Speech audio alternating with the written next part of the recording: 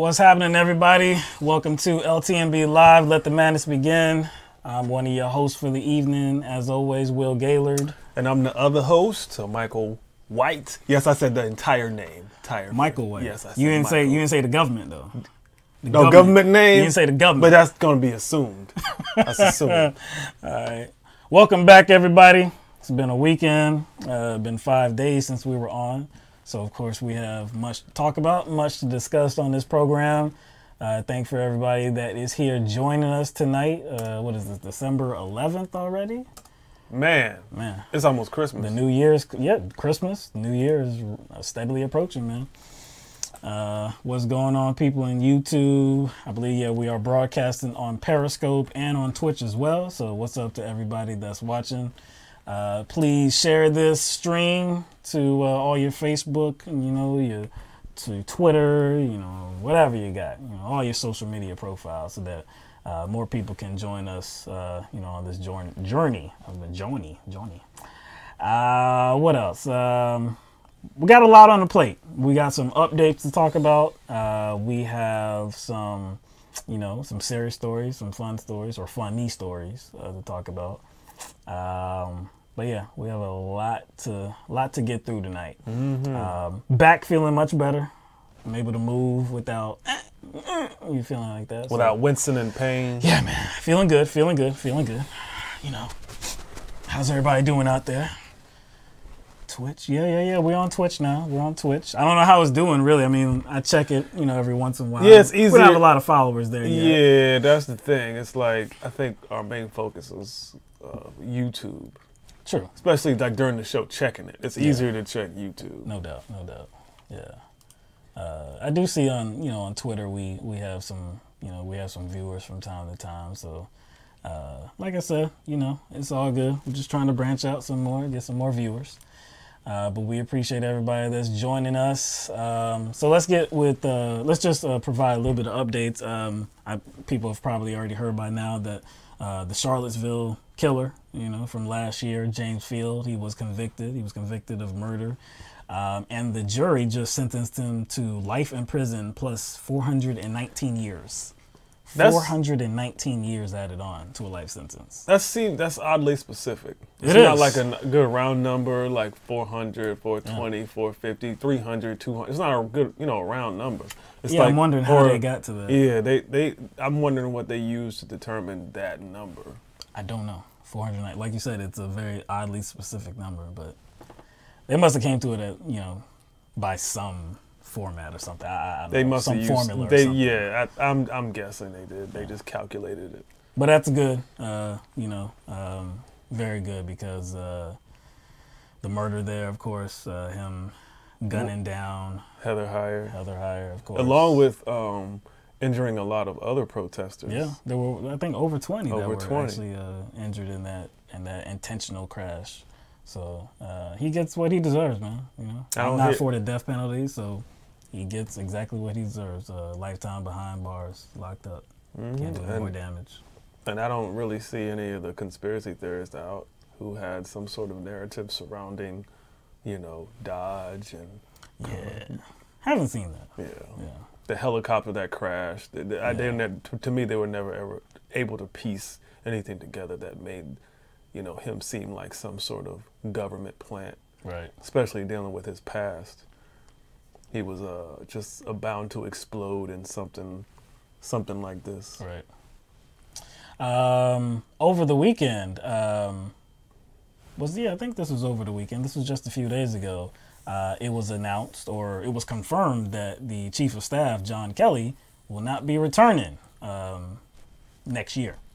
His exit is coming by year's end. Trump did officially confirm that news. So John Kelly is out, and the search for a new Chief of Staff is on now. And from what I hear, Donald Trump is having a hard time finding the recruits. Nobody wants that job. Yeah. Again, he's trying to find a replacement.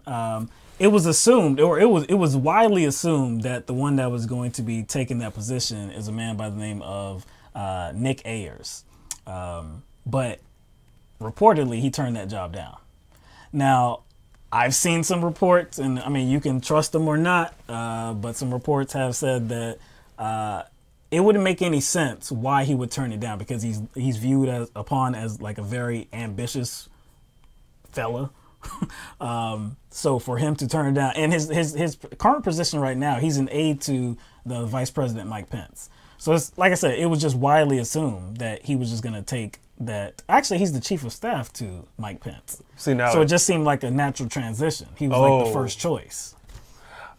It may seem like a natural transition in a typical administration. Yeah. You see what I'm saying? Yeah. I mean, it's different going from Mike Pence's aide to having a very important position within Trump's administration. Yeah. You see what I'm saying? Like, of course, I don't like Mike Pence, right, but I guarantee you his management style is a lot different. Or having to report to Mike Pence is a lot different. He's probably a lot more organized. True.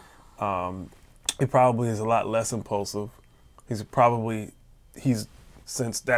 he's the aide, he probably takes advice too. So going from that to being under Trump, he probably doesn't want any part of that.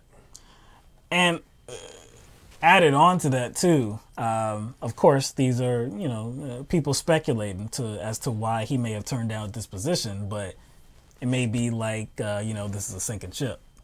The Mueller investigation is still, it hasn't completely wrapped up yet, but it could be viewed as, hey, I don't want to be a part of this thing when it goes down. You're right. It is kind of coming to a climax now. And you don't want to be a part of an administration that is kind of right now involved in flux right now. Yeah. Due to one individual. That's even true. though it's one individual, you don't want to be anywhere near that, even if you yourself had nothing to do with this supposed criminal activity of Donald Trump. You just don't want to be anywhere near it because that might stain you. Now, Trump has pushed back on this idea that Nick Ayers was like the first choice. He said that he is, actually he put this out on Twitter, he said that he's interviewing great people, and that he said it's fake news to assume that Nick Ayers was the #1 choice for the job. That's fake news. Well, I don't think that matters, whether he was the #1 choice or not. I mean, he turned down a very a good promotion. Oh yeah, it doesn't matter whether he's first or not. Promotion. Somebody turns down a promotion like that. There's a reason. Chief of staff. Chief of staff. Turn that down. That's very interesting though. But anyway, like I said, the search is on for who's going to replace the John Kelly. He is on his way out by year's end. So, again, lots of moving parts in the Trump administration. All right, so let's move on. There's a fight brewing in the United States Congress, and this is regarding funding certain parts of the federal government, i.e. the State Department and Homeland Security. So there is a December 21st deadline for senators and for representatives to reach some type of agreement to fund these parts of the government. Now, President Donald Trump has threatened to shut down the government if he does not get what he wants. And what he wants is funding for his wall, the southern wall, the southern border, that we share with Mexico. He wants some money. And actually, he wants at least $5 billion to go towards funding for that wall. Now, Democrats in Congress don't seem obliged to meet that request. Or really, I can't say it's a request, it's a demand, because he is threatening to shut down the federal government. Mm-hmm. So earlier today, House Minority Leader Nancy Pelosi and Senate Minority Leader Chuck Schumer visited the White House, was in the Oval Office with Donald Trump and VP Mike Pence. And they were there to discuss border security, the wall, this demand that he has for $5 billion. The Democrats seem to be supporting an idea or an initiative to give Donald Trump $1.6 billion for the border wall or for border security or what have you. And we can talk about that, in a minute. Yeah. But we do have some clip. We do have a clip of we have a clip of this meeting prior to the cameras and the reporters, getting out of there, being kicked out of the room. And it was a really remarkable scene because they were arguing They were arguing in front of the cameras while the reporters were still in the room in a scene that I don't think I've ever seen before. I don't think I've ever seen arguments happening in the Oval Office in front of the cameras and reporters. Usually these arguments take place after the reporters have been kicked out. Yeah, I can't like definitively say that has never happened, but I can say I've never seen anything like that before. I've never seen it. It's weird because as far as I'm concerned, all Pelosi was saying like, hey, if this is your issue, this is not the forum to discuss it. You instruct, you know, your side to construct proposals and we can have a vote. Now, I don't think Trump understood what she was saying. She wasn't saying like whatever vote that took place, that would be the conclusion.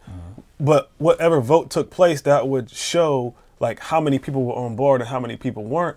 Then they could add things or take things out. Right. Basically, Pelosi was saying, hey, we need to go ahead and write this up.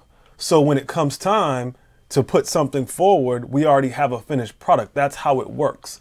Yeah, that's all she was trying to say. So let's start the video so you can see the exchange that they were having inside the Oval Office, so you can get some context into the discussion they were having. Before this video picked up, though, or this portion of the clip that we're going to show, President Trump was talking about parts of the wall that has already been constructed in different parts of the country. And he was saying that in these different parts of the country where the wall has been constructed, you have seen, or we have seen, or he has seen, he had numbers to back this up. Apparently, he didn't share them, but, or he didn't share the sources.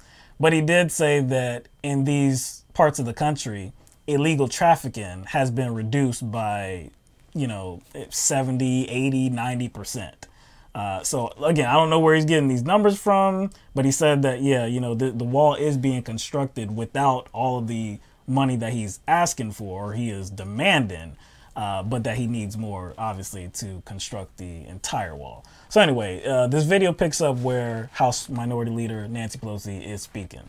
So we're going to show the video now. I think the American people recognize that we must keep government open, that a shutdown is not worth anything, and that you should not have a Trump shutdown. You have the White House, the Trump shutdown. You have the White House. You have the Senate. You have the House of Representatives. You have the votes. You should pass it. No, we don't have the votes, Nancy, because in the Senate we need 60 votes. No, but in the House, and we don't you have. could bring it up right now. Yeah, but I can't, excuse me, but I can't get it passed in the House if it's not going to pass in the Senate. I don't want to waste time. Well, the fact is you can get it started that way. The House we can get passed very easily, okay, and we do. But the problem is the Senate, because we need 10 Democrats to vote, and they won't vote. That's not the point, Mr. President. The point is that there are equities to be weighed. And we're here to have a conversation in a prayerful way, so I don't think we should have a debate in front of the press on this. But the fact is, the House Republicans could bring up this bill, if they had the votes, immediately and set the tone for what you want. If we thought we were going to get it passed in the Senate, Nancy, we would do it immediately. We'd get it passed very easily in the House. No, that's we not would the get point. it, Nancy, I'd have it passed in 2 seconds. It doesn't matter, though, because we can't get it passed in the Senate because we need 10 Democrat votes. Well, that's the problem. Again, let us have our conversation, then we can meet with the press again. But the fact is that legislating, which is what we do, you begin, you make your point, you state your case. That's what the House Republicans could do if they had the votes. But there are no votes in the House, a majority of votes, for a wall, no matter where you start. Exactly right. You don't have if I needed the votes for the wall in the House, I would have them in one session. Well, would be done. Go do it. It doesn't help because we need 10 Democrats in the Senate. No, don't put it on the Senate. Put it on the negotiation. Okay, let me ask you this, and we're doing this in a very friendly manner. It doesn't help for me to take a vote in the House where I will win easily with the Republicans. You will not win. It doesn't help to take that vote because I'm not going to get the vote of the Senate. I need 10 senators. That's the problem. Mr. President, you have the White House, you have the Senate. I have the White House. The White House is done, and the House would give me the vote if I wanted it. But I can't because I need, Nancy, I need 10 votes from Chuck. All right, let me say something here. Let me just say one thing. The fact is, you do not have the votes in the House. Nancy, I do. And we need border security. Nancy, we need border security. It's very simple. Of course we do. We need border security. People are pouring into our country, including terrorists. We have terrorists. We caught 10 terrorists over the last very short period of time. 10. These are very serious people. Our border agents, all of our law enforcement has been incredible what they've done. But we caught 10 terrorists. These are people that were looking to do harm. We need the wall. We need, more important than anything, we need border security, of which the wall is just a piece. But it's important. Chuck, did you want to say something? Yeah, here's what I want to say. We have a lot of disagreements here. The Washington Post today gave you a whole lot of Pinocchios because they say you constantly misstate how much the wall is built, how much of the wall is built, and how much is there. But that's not the point here. We have a disagreement about the wall, whether it's effective or whatever. Not on border security, but on the wall. We do not want to shut down the government. You have called 20 times to shut down the government. You say, I want to shut down the government. We don't. We want to come to an agreement. If we can't come to an agreement, we have solutions that will pass the House and Senate right now and will not shut down the government, and that's what we're urging you to do. Not threaten to shut down the government, because let me just finish, because you can't get your way. The last time you shut it down, you got killed. Let me say something, Mr. President. You just say, my way or we'll shut down the government. We have a proposal that Democrats and Republicans will support to do a CR. Take it. And if it's not good border security, I won't take it. It is very good border security. And if it's not good border security, I won't take it. So like I said, man, that was a very remarkable scene, I think. It was contentious. It wasn't like so combative that it was like disrespectful or anything like that. But it was very interesting in that I can't remember seeing a scene like that inside the Oval Office. Honestly, in front of the cameras. I really don't see anything wrong with it. I don't see anything wrong with it. Well, I'm just saying. Well, I mean, I think if it was someone else, I think like we're talking about a different type of person, a different type of president. Right.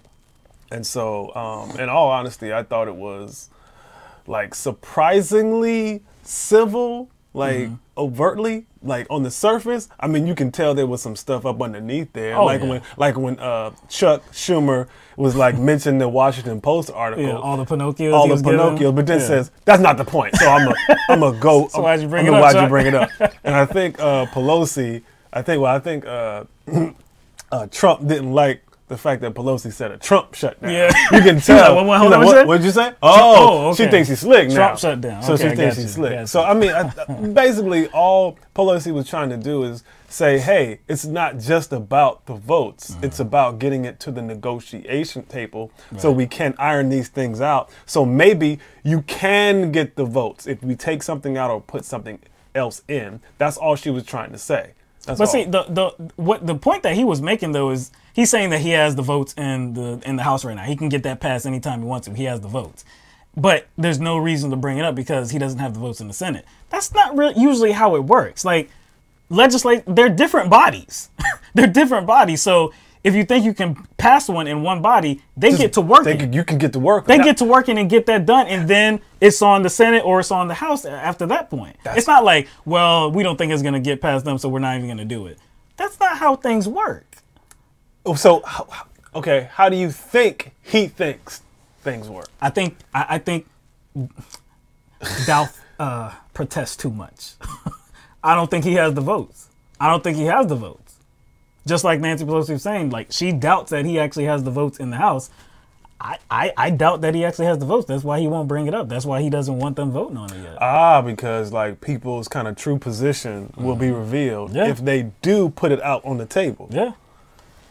Then he looks like a fool. He looks like he's a fool, and he looks like he doesn't have support. Yeah. Or full support, because there's some support, but there's just not enough support. Right, to get it past either body. And then Pence is kind of like sitting there like a statue. I kind of forgot he was there. Yeah, well, he was silent. Not only was he silent, you could tell he was uncomfortable. At some point, you could tell he was like, man. He like turned to Pelosi. He's like, oh God, what is she gonna say? He just looked uneasy. He wasn't sure if it was going to like erupt into like a wrestling match. But again, like being objective, even though there was a little bit of like, I don't know, a little like underhanded jabbing going on, for the most part, it didn't get out of hand. No, it didn't. It didn't. But you clearly could understand what their positions are and how how diametrically opposed they are to one another. So whatever. But anyway, Trump, this was, we have a tweet from Trump because, again, Trump wants at least $5 billion for this border wall. But he says he has other options. He has the military. That's the other option that he is talking about that he has if the Democrats don't come through with the $5 billion. So this is a tweet that Trump, posted on Twitter. This was earlier this morning. People do not yet realize how much of the wall, including really effective renovation, has already been built. If the Democrats do not give us the votes to secure our country, the military will build the remaining sections of the wall. They know how important it is. Now, this seems to go against the law in some regard, because see, the military is a military installation. Like, the military is the military, right? And so if you use the military for non-military purposes, that would run in contrary to the law. Meaning he would have to get the law changed. Yeah. He would have to do something about actually law now, to actually use the military to build the wall. And if he has a hard time securing votes for a border wall, imagine how much harder securing, I guess, the employment of the United States military to, I guess, fulfill his border agenda. Imagine how much harder that would be to get support and the votes for that. He just rattles things off, man. Like we see this all the time. It doesn't appear like he knows the law. Even though this was supposed to be the law and order president, it doesn't really seem like he's interested in the law. He's just interested in actually doing what he wants to do, regardless. I think somebody in the chat pointed out, it's like, beware of, I guess the theatrics they put on in front of the camera. That's not what that's not exactly the words they use, but I can understand that. But see, I think this is partially their fault, Pelosi and Schumer, because we talked about this last year when Trump tried to shut down the government and use DACA as a hostage. Correct. You see what I'm saying? To try to get what he wanted. Right. Now, what they did do was give him funds for more border security, and then I guess to reinforce the existing sections of the wall. They gave him $1.3 billion. They gave him $1.3 billion. Now, I think they were leading him on, I guess, to think that he would get more in the future. It's like, we won't argue for DACA that hard, you know what I'm saying, right now, but since we're giving you this, we'll kick the can down later. Right. And now the chickens are coming home to roost, and now he wants more. Of course he does. Because this was like the #1 campaign promise of Donald Trump. I'm going to get you the wall. Yeah, that's what I'm saying. So it's like, I think, again, I think we do have to frame that 1.6 billion I guess accurately, because a lot of my progressive friends have kind of posted this whole like, oh, Chuck Schumer and Nancy Pelosi offer Donald Trump $1.6 billion for his bigot project of a wall. You see how complicit they are. You see how complicit they are. But if you watch the whole exchange they had in the Oval Office, Pelosi said, we're going to give you the same thing we gave you last time. That's what she was talking about. She was talking about the 1.2 or 1.3? 1.3. 1.3 billion they gave him last time for just border reinforcement, which is just more border security agents and just fixing existing portions of the wall. That's it. So I think anybody on the left should kind of frame this 1.6 billion properly. It's not really to construct an entire new wall. It's just to, I guess, shore up the infrastructure of existing sections. Well, let's be just, I guess as plain as we can be. Like, $1.6 billion is not going to do it. Even $5 billion is not going to get the wall accomplished. He's going to need more, but this is just a step in the process that he wants. I want my $5 billion right now, and maybe along the line I can get the 25 more billion dollars I need to fully construct the wall. But the problem I have with this $1.6 billion that the Democratic leaders and multiple Democratic politicians are supporting and they're behind this initiative to kind of like meet him along the way. And they're not going to give him $5 billion, or they haven't yet. We'll say that they haven't yet, but we'll get you $1.6 billion in the same way we gave you $1.3 billion last year, right? So take a listen to Senate Minority Leader Chuck Schumer after this meeting that they had with Trump at the White House. This is out front of the White House. This is on the, I believe this is on the front lawn, and this is after the meeting. The $1.3 billion that we gave him last year for border security, no wall, but border security, less than 6% of it has been spent. They haven't even spent last year's money, and now they're demanding much, much more this year. The president said things are working quite well at the border. Well, we want to give him the same thing he had last year. If they're working well last year, they should work well this year. He shouldn't shut down the government.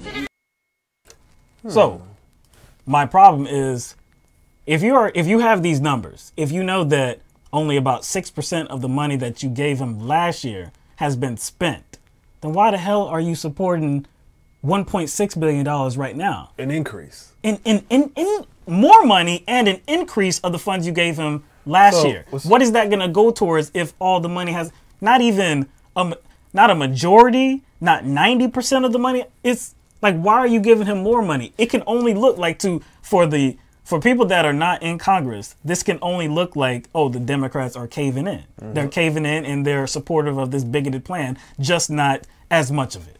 Yeah, they're not fully supportive of it, but they're going to meet them sort of halfway. Did you see how he like kicked the legs from up under his own point? That's my problem. First you're going to mention how much money the administration either wasted or didn't use from the previous funds that you granted him. Right. But then you're going to mention the fact that, hey, we're giving him this deal and he should take it. We're giving him more money and he should take it right now. Why are you giving him more money? Why? Just to throw it out there? I think just to appease him. But it looks like you have no backbone at this point. And it looks like maybe, Trump himself maybe wised up a bit because he probably recognizes that, hey, man, wait a second. That ain't enough money. Yeah. That's not enough money to get this wall. That's right. So this time around, I want more money. It seems like he's going to get more money, regardless of if he gets. You think he's going to get $5 billion? Oh, probably not. Look, I don't think the Democrats will go that far because, again, look, they're coming into the new Congress with significant power now. They do have control of one of the bodies of Congress. So I don't think what's the need to do it? What's the need to do it? The only reason that they would do it is to prevent a government shutdown. But it's not just the Democrats that are against the government shutdown.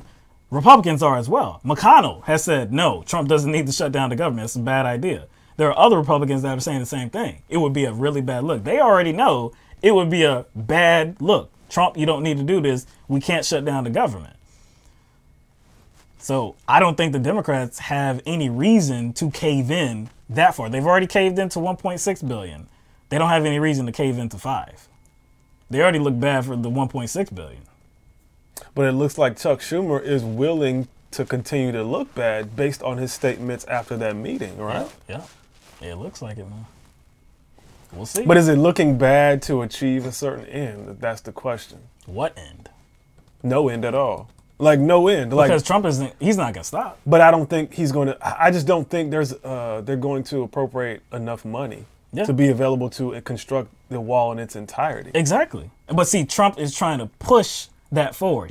Look, I want $5 billion now, and then maybe in a couple more months, something like, give me $5 billion more, blah, blah, blah. He's really trying to get all the money he can to build that wall.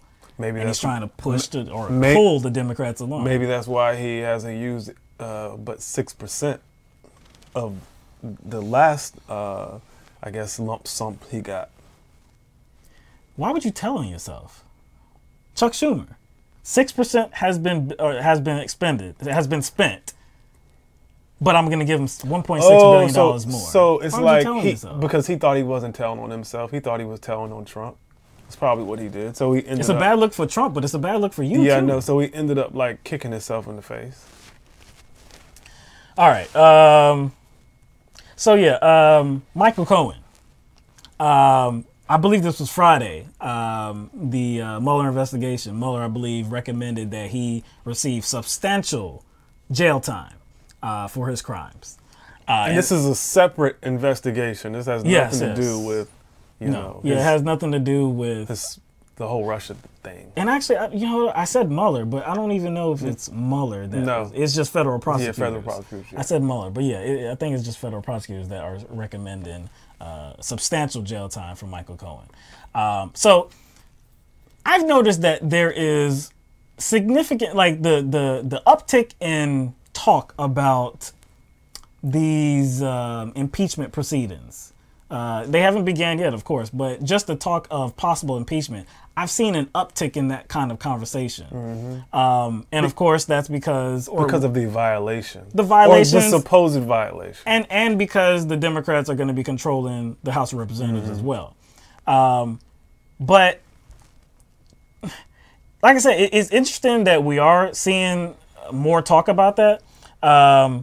Also, where I want to go with this. Oh, yeah. So Orrin Hatch, all right, the Senator Orrin Hatch, he was stopped by a CNN reporter, and he was asked about, you know, this link between Donald Trump and illegal campaign contributions. So the interview that he did is, wow, what's the word I can use for it? Incredulous. It's incredulous. Yeah, it is. It's amazing. It displays his lack of integrity. Yeah, it does. That he really doesn't care about ethics. It displays his ignorance as well, because he doesn't really seem to know what's going on either. In his answers, he does not seem to know what's going on. So we don't know if that's real or not. But anyway, we're going to show you the video, and then we'll come back and talk about it. I'm wondering if you have any concerns about the fact that it was the president who was implicated in 2 crimes from 2016 involving these payments to women to hide these affairs. Are you concerned about what the federal government is alleging here? Well, I think the Democrats will do anything to hurt this president, anything. And what happened before he was elected president, you know, is one thing. But since he's been elected, the economy's done well. Our country's moving ahead. We're in better shape than we were before he became president. And I think we ought to judge him on that basis. But this is not the Democrats. This is the Southern District of New York, the U.S. Attorney. I mean, that's what's making this allegation. Do you think he's a Republican, do you? Well, he's appointed by the president. He's appointed by the president. Okay, but I don't care. All I can say is he's doing a good job as president.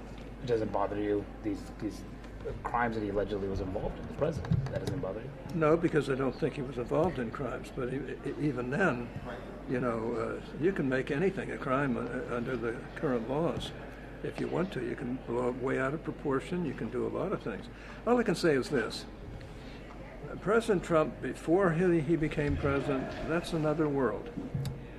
Since he's become president, this economy has charged ahead. We're all better off. The country's better off. And he's done a whale of a job. And I think we ought to judge him on that basis rather than trying to drum up things from the past that may or may not be true. So you don't think that, I mean, he's a president, shouldn't he be following the laws, though? Well, you're talking about things that happened before he became president, too. So, yeah, he should be following the law. We all ought to. On the other hand, when you run for president, no matter what you do, they'll claim you're not following the law. So, you know, I've seen that when Democrats are president. I've seen it when Republicans are president. I think we ought to get to where we support our presidents and when they're right and quit trying to destroy them just for political reasons. Wow. Did you see the lengths that he had to go to, the how far he had to bend over to support Donald Trump? Did you see how far he had to go? You mean like what justifications he used? So many. What rationale he used? Because like my favorite one was, I guess this idea that someone can commit crimes when they're not president. Before they are president. And on the way up then to presidency. On the way up to presidency, and not be held liable for those crimes after they have been inaugurated. I did not know that. I'm just as surprised as you are. So a criminal gets into the White House, and they're not a criminal anymore because they're in the White House. Not only they're not a criminal, Wow. they cannot be pursued. Wow, I didn't know that. You know what and so again you saw these backbends, all these contortions. He said, hey, the Democrats are trying to get him. The Democrats are trying to make everything a crime. And then the reporter is like, well, hold on, it's not the Democrats that are doing it. These are federal prosecutors. Well, you don't think those are Democrats? Well, no, they were actually. I mean, these prosecutors were, appointed by the president, the Republican president. Well, you can make anything a crime. You can make anything a crime. See again. What? Even first of all, I don't think for 1 second he doesn't know exactly what that reporter was talking about as far as specific crimes that Donald Trump is alleged to have committed. Of course he does. Okay, let's say he didn't. What he was doing to try to absolve Trump of those crimes is still distasteful. Even if he doesn't know, which I don't think is the case, it's obvious he was trying to search for something that would, I guess, make these supposed improprieties by one Donald Trump and his campaign seem like some sort of political witch hunt. Or these proprieties are conjured up on the basis of a political witch hunt or some sort of, I guess, opposition witch hunt, which it isn't. And he was trying to find that. That's when he's like, well, I know they're federal prosecutors, but aren't those federal prosecutors Democrats? Because if they are, you see what I'm saying? We got a conspiracy. We got a conspiracy. We have a political witch hunt. You know what I'm saying? Well, hold on. All right, so he also said that, hey, he doesn't care. After that, he was like, well, I don't care. The president is doing such good things. It didn't work. Yeah. Well, he said President Trump is doing such good things for the economy, the nation in general. So that's all he's concerned about, right? The president is doing such good things for the economy and the country in general, right? Okay, so back in 1999, there was a president named Bill Clinton. William, yeah. Was it? William? Yes, yeah. William Clinton? Yeah. Bill Clinton. Billy. Yeah, little Billy, yeah. According to Monica, Big Billy. Yeah. So he was impeached. He was actually impeached. And he just was impeached for lying. Yeah. There wasn't really a crime. Right. So he didn't lie about a crime. He just lied about an extramarital affair he had with Monica Lewinsky. But Orrin Hatch, he's a long-time congressman. Mm-hmm. And he was actually in Congress at the time. And guess what? He voted to convict President Bill Clinton. Not for a crime, but just for lying to the FBI. Now, in 1999... Oh, was it FBI? It wasn't the FBI. It was lying to under oath in the congressional hearing. Right. Sorry, it wasn't even the FBI. But hold on. In 1999, is it fair to say the economy was doing well? I think it was, regardless of how we contextualize it. I'm not saying for everybody. Yeah, the internet bubble. Right. So we acknowledge that. Yes. But it was still seen as an economy that was on the rise. Right. I'm pretty sure by that time too, we had a surplus. Yeah. We weren't running a deficit. Yeah. We had a surplus. Right. So by all accounts, you could say that the nation was doing well financially from an economic standpoint under President Bill Clinton. So isn't that all that Orrin Hatch should have been concerned about in 1999? But he wasn't, because it was a Democratic president that was being impeached. So he voted to convict. Donald Trump, hey, he might come in with crimes, but, we don't really care about that. They disappear once he takes the office. Wow, man. That's a dirty guy, man. That's a dirty politician right there, man. See, that's the thing, man. I guess he's been there so long, maybe he doesn't realize how serious it is. Mm-hmm. We don't live in the same kind of world anymore. You know what I'm saying? Especially when he, first introduced himself into his political career. Yeah. We don't live in that same world anymore. This might stain him and any other Republican that does not kind of distance themselves or just be honest about what's going on here or what can possibly happen with Donald Trump. You're going to be stained too, especially if you are seen as someone who's complicit with all this.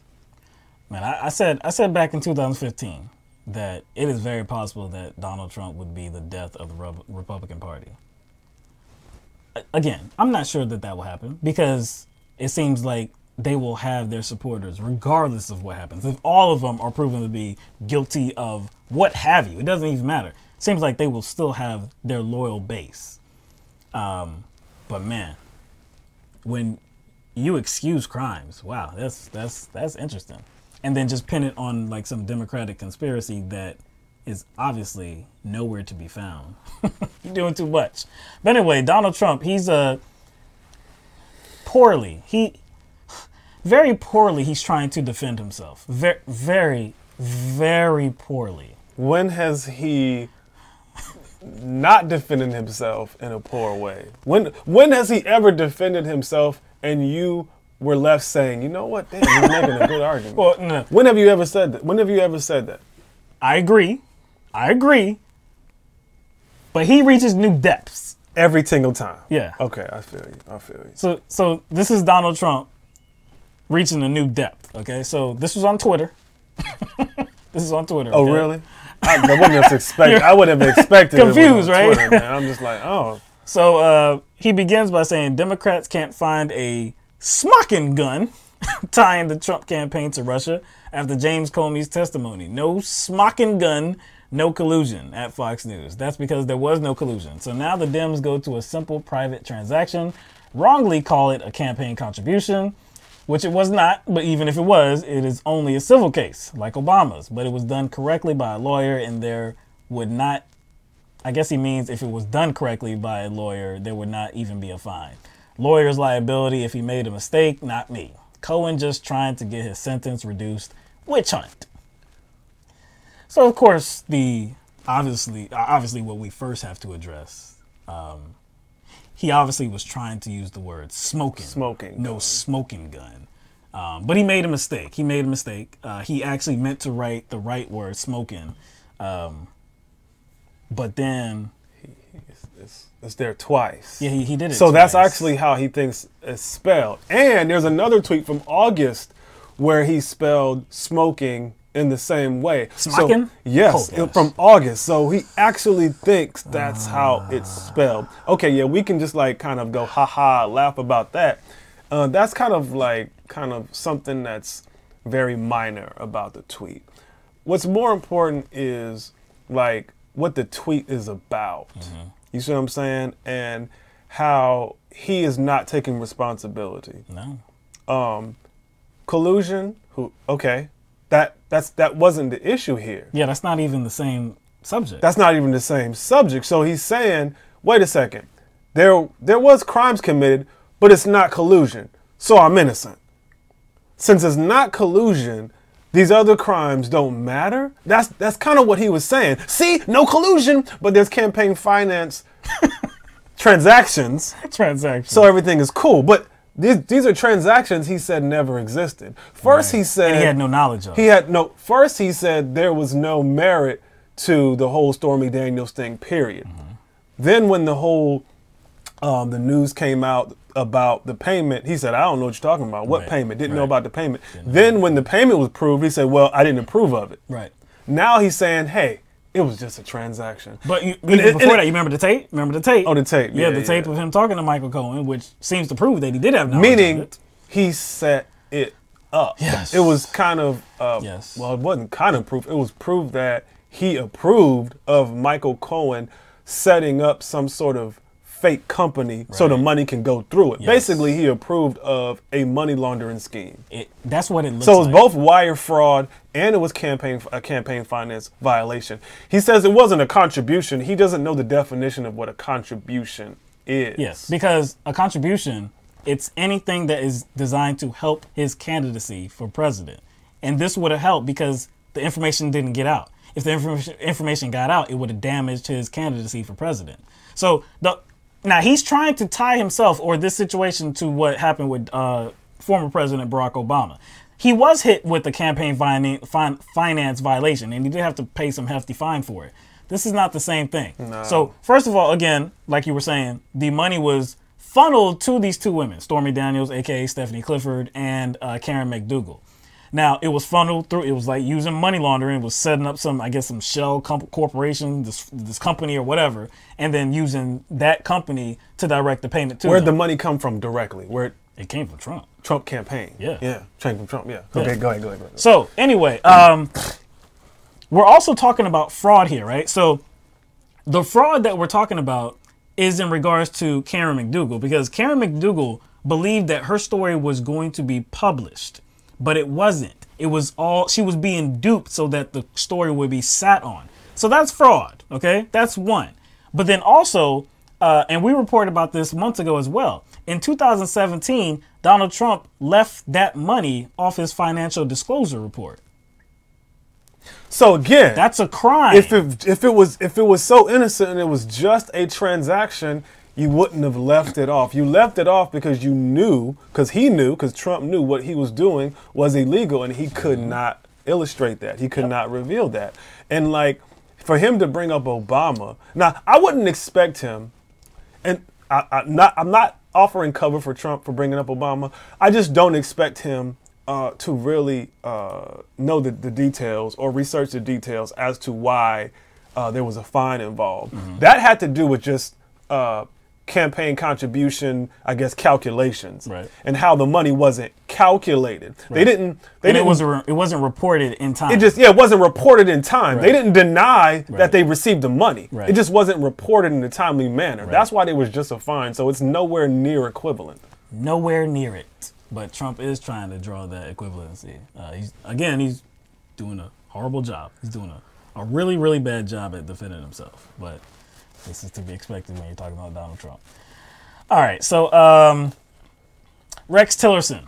Rex Tillerson used to be the Secretary of State. He was Donald Trump's first pick for a Secretary of State.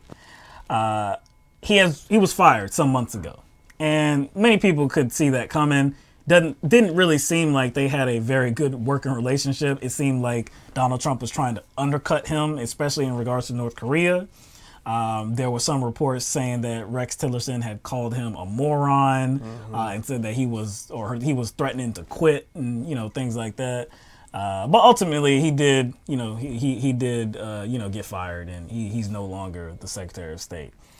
So recently, Tillerson sat down with CBS's Bob Schieffer for an interview, and in this interview, they talked about what President Trump was like, and I guess some of the difficulties that Tillerson ran into dealing with President Trump. So we have a clip of that interview. How would you describe Donald Trump? Well, most of you probably know some of this, but I had never met Donald Trump until the day he asked me to be Secretary of State. He acts on his instincts. In some respects, that looks like impulsiveness, but it's not his intent to act on impulse. I think he really is trying to act on his instincts. It was challenging for me, coming from the disciplined, highly process-oriented ExxonMobil Corporation, to go to work for a man who is pretty undisciplined, doesn't like to read, doesn't read briefing reports, doesn't like to get into the details of a lot of things, but rather just kind of says, look, this is what I believe, and you can try to convince me otherwise, but most of the time you're not going to do that. How did your relationship go off the rails? Well, I think part of it was obviously we are starkly different in our styles. We did not have a common value system. When the president would say, well, here's what I want to do, and here's how I want to do it. And I'd have to say to him, well, Mr. President, I understand what you want to do, but you can't do it that way. It violates the law. It violates a treaty.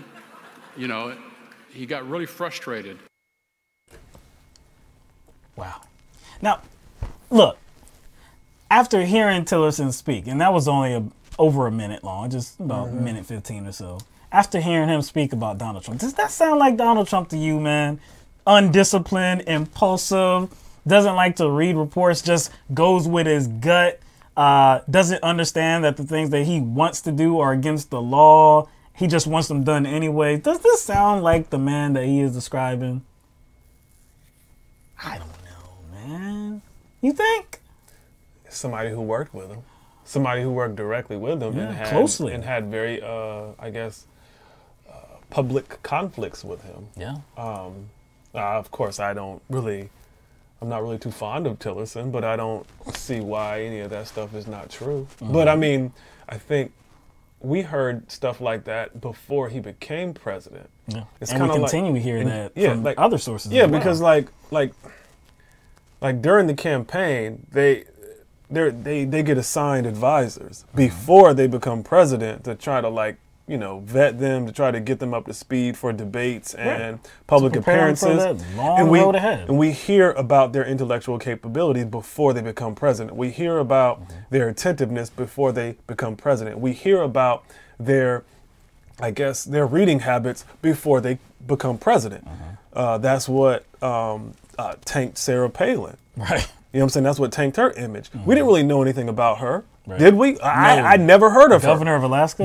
I had never heard of her. Now, leading up to the election, we were able to see how incompetent she was. It's not like we had to wait until McCain won to see that. Right. So I think anyone could see who and what Donald Trump was about from the beginning. So I just don't buy the whole I'm shocked and chagrined that how dumb he was act. I just don't believe that. It's not like Trump just started tweeting and talking in 2016. You see what I'm saying? It's a little bit different to work directly with the man. Because look, he's a president now, okay? He's the president of the United States. You would think that, look, he might be a little bit undisciplined in the way he conducted himself on his run up to the presidency. But now that you're here, you must take this office serious. You must read reports. You must get a I'm just saying what people would probably expect of a president. But this is something different. This is Donald Trump. I remember in an interview he did with the conservative radio guy, Hugh Hewitt, before he became president. This was during the campaign. And Hugh Hewitt was trying to ask him different questions about like the Middle East and the Kurds and just a lot of different things that were going on in the Middle East. And Trump really didn't know too much about it. But then Trump said something like, hey, well, the first day in office, I'll know more than anybody else does about the military and about foreign affairs and all like that. I'll know so much and make your head spin. But why would again, why would he believe that though? Why would Rex Tillerson believe that? Like, to me, I think this little interview was more about Rex Tillerson getting up from under, I guess, that Trump umbrella. I think that's what it was about. Because did you hear when he said, I didn't meet, never met Donald Trump until the day he asked me to become Secretary of State, or they offered me that position. Right. You see what he was doing there, right? Him and I don't know what to call Rex Tillerson. He's like a corporate jackoff. He's doing his not taking responsibility for his actions that a lot of corporate executives do. You see what I'm saying? Well, I didn't know him. I look, man. Hey, look. Give me a mulligan on this one. I didn't know him until he, asked me to be under him in his administration. So, hey, man, he's probably gonna go down in just a burning bag of turds. He's gonna go down. But I'm not going to be. But I'm not going to be connected to him. So I think that was more about him trying to disconnect from. Hey, I didn't know him. He's already been even before he got fired, even before he lost that position, he was already disconnected because the way he approached his job was not the way that Trump wanted him to approach the job. His value system. He said the value system is different. But again, like when he was Secretary of State, a lot of things that, like I said, Trump was undercutting him. Yeah. Remember, it was one tweet that he said about North Korea.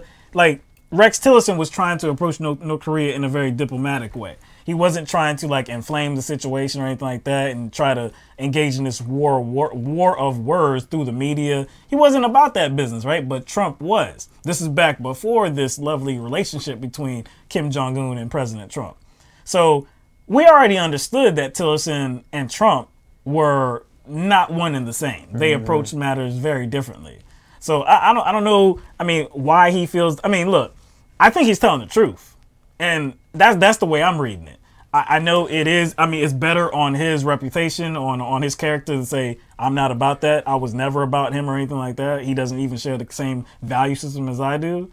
But again, we already knew they were different. But why offer loose cover for Trump, though? Do you see him? He still offered loose cover for him when he was talking about how, I know it may appear that Trump does things on impulse, but I just think he does things on instincts. But then he says, I don't think his intentions are to be impulsive. I was like, wait a second.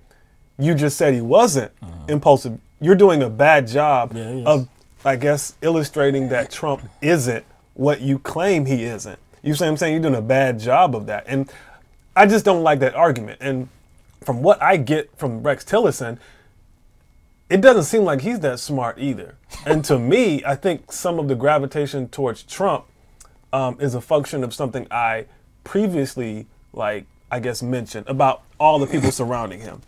I think that individuals like Rex Tillerson saw an opportunity, you know what I'm saying, to get a position where, a power position where they can move some pieces around and maybe enrich some people in places and himself. Yeah. You see what I'm saying? And I think that he thought he was probably going to get up in there and not have a lot of oversight. Right. Because Trump is, number one, aloof and unqualified. So he thought he could just get up in there and do his thing. Yeah. He found out differently.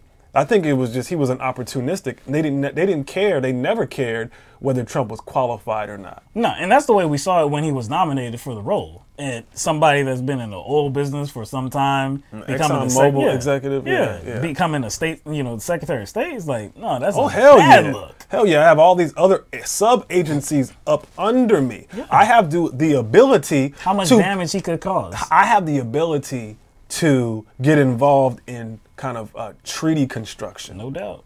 Yeah. Like all these deals between the oligarchs of nations, I can get involved in that. Yeah. You see what I'm saying? So he was getting in that position to help specific people help his friends. No doubt. And kind of Trump actually got in the way of that, but I don't think it was intentional. Yeah, I just don't think he knew what he was up against. I don't really think he knew that.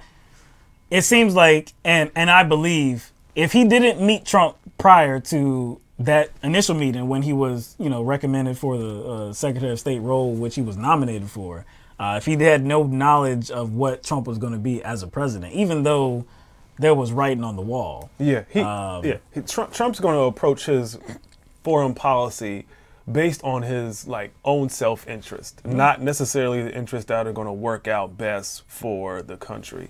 So that's where Rex Tillerson and him bumped heads. I think if Rex Tillerson and him had the same value system, meaning I guess Rex Tillerson valued the same people in the same countries that Trump did, they wouldn't have bumped head. But like you said, Rex Tillerson was trying to approach this North Korea thing. That was a good example, more diplomatically. Right, and Trump was not. And Trump was not about that. But what the particular things he was saying about how Trump doesn't read and Trump just goes from the gut and Trump just wants things done. Instincts, man. Yo, we talked about climate change a number of times. And Trump, you remember that report that we talked about? The report from his own government now. His own government came out with this report saying that we need to do something. It is imperative that we do something because climate change is here, it's happening, it's only going to get worse, it's going to lead to deaths and all these different types of things, right? It was a very long report, over 1,000 pages, right? And Trump dismissed it. I don't believe it. Not a scientific mind or anything like that. I just don't believe it. So what Rex Tillerson is saying about him rings absolutely true. And it's funny because I think he contradicted himself. He on one hand said that kind of Trump is not impulsive and he just relies on his instincts. As if, you can just say the word instincts as if that's some sort of, I guess, fixed, inherent human feature when your instincts are a direct result of your attitude and your belief system. And that's kind of where Trump sits right now. You see what I'm saying? He's self-indulgent, self-serving, he's narcissistic, he's undisciplined. So basically all of his decisions are going to come from that. So his instincts comes from that mindset. So I just think that Tillerson kind of contradicted himself there. He is impulsive. He just makes impulsive decisions based on his lack of knowledge, and Tillerson laid that out. All right. So let's get back to the border just for a moment here. So 2 weeks ago, the Department of Homeland Security Secretary Kirstjen Nielsen defended the use of tear gas along the border. When they were spraying people, migrants that were trying to apply for asylum, that whole chaotic situation. She was defending the use in a Facebook post. She said, quote, "We have confirmed that there are over 600 convicted criminals traveling with the caravan flow. This includes individuals known to law enforcement for assault, battery, drug crimes, burglary, rape, child abuse, and more." Right? So, of course, conservatives ran away with this. Steve Scalise, just recently he was on Fox News, and he was rattling off that number as well. 600 criminals trying to get into the United States of America. We need border security. We need this wall. And he believes that Trump is going to get that wall. Convicted. He said convicted. He used. I think he used the word convicted. Yeah, 600 convicted criminals, right? So, of course, I mean, look, that sounds like a strange number. And, like, how do you get that number, right? Like, nobody knows, right? So, anyway, NBC News, they reported that they learned that more than 3/4 of the 600 people have been charged with illegal entry into the United States of America or re-entry after deportation. Now, Kirstjen Nielsen didn't say anything about that. She talked about assault, battery, rape, child abuse. Now these are some like physically violent These are supposedly crimes they committed before they got to the United States. Is that what she's saying? I don't know. She didn't specify. She did not specify. Because again, some of these people have been deported and are trying to get back. Actually, what I'm trying to figure out is how does Steve Scalise know like the information on individuals that haven't crossed yet? See, that's another. So we have to give you that context. These 600 people, they haven't crossed over yet, or at the point they had not crossed over yet, because you remember that chaotic scene again with all the tear gas. People were trying to cross into the United States the legal way, trying to apply for asylum. Now, the United States are only accepting a certain number of these migrants to apply for asylum per day. So there's still many people. There were thousands on that day. There were still thousands that were waiting for entry into the United States to apply for asylum, right? So of these thousands of people, there were at least 600 with criminal convictions that had not crossed over into the United States yet. But 3/4 of them, again, were convicted because of entry into the United States or trying re-entry into the United States. Like, first of all, I understand the other, like, if you're saying 3/4 of them, like, their crime is illegal entry into the United States, either once or twice or what have you. Like, that's not a violent crime. That's them just trying to get into the United States. It's a crime. I guess it's a crime. It's a misdemeanor, but still, it's a crime, right? The physically violent crimes they were talking about, child abuse and rape and assault, all this. I can guarantee you that there are going to be some bad seeds that are trying to get into the United States. And not just the United States, other countries as well. Of course, there are going to be some people that don't need to be coming into the country, and they're going to try to get into the country. Naturally. Now, yeah, of course. Naturally. Now, there's a process, though. There's a vetting process.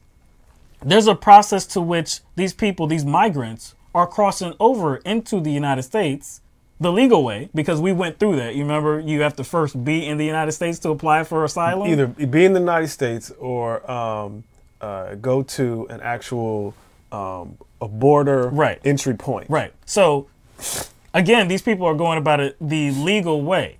There should always be a process. And it looks like these people, whether they have violent convictions or not, looks like they're going through things the legal way. What? So if there's a vetting process, and of course there is a vetting process because we found out that some of them have these very violent convictions. That's exactly what just kind of set me off about Nielsen and Scalise, is because they're actually proven. Now, this is not true, though. Mm-hmm. If it was true, this whole 600 criminals, right? Yeah. They're actually proving that there is a system in place that gives us knowledge about these people. Before they even enter. Somehow. They know the criminal backgrounds of people before they even enter. I want to know, like, what kind of system that is they have. I don't know. Where they're just people on the other side of the border, and thousands of people, and they already know their records and their history. I don't without know even knowing exactly what country they came from.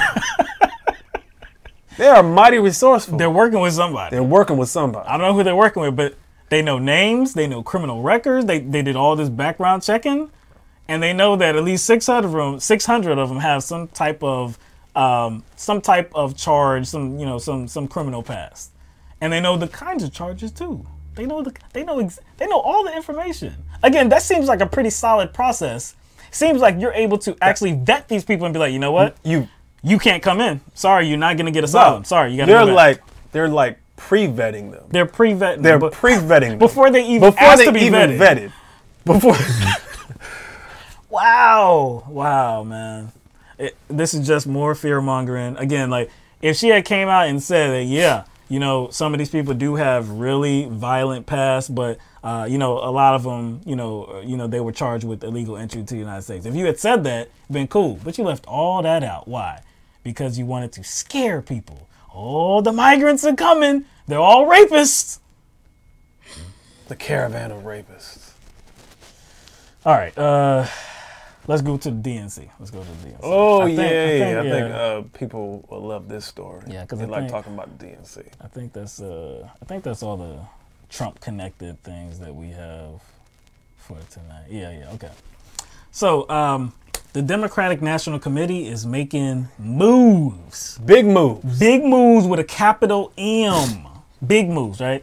So despite multiple claims by the DNC of remaining neutral during the 2016 Democratic primaries, it was very evident who the preferred candidate was.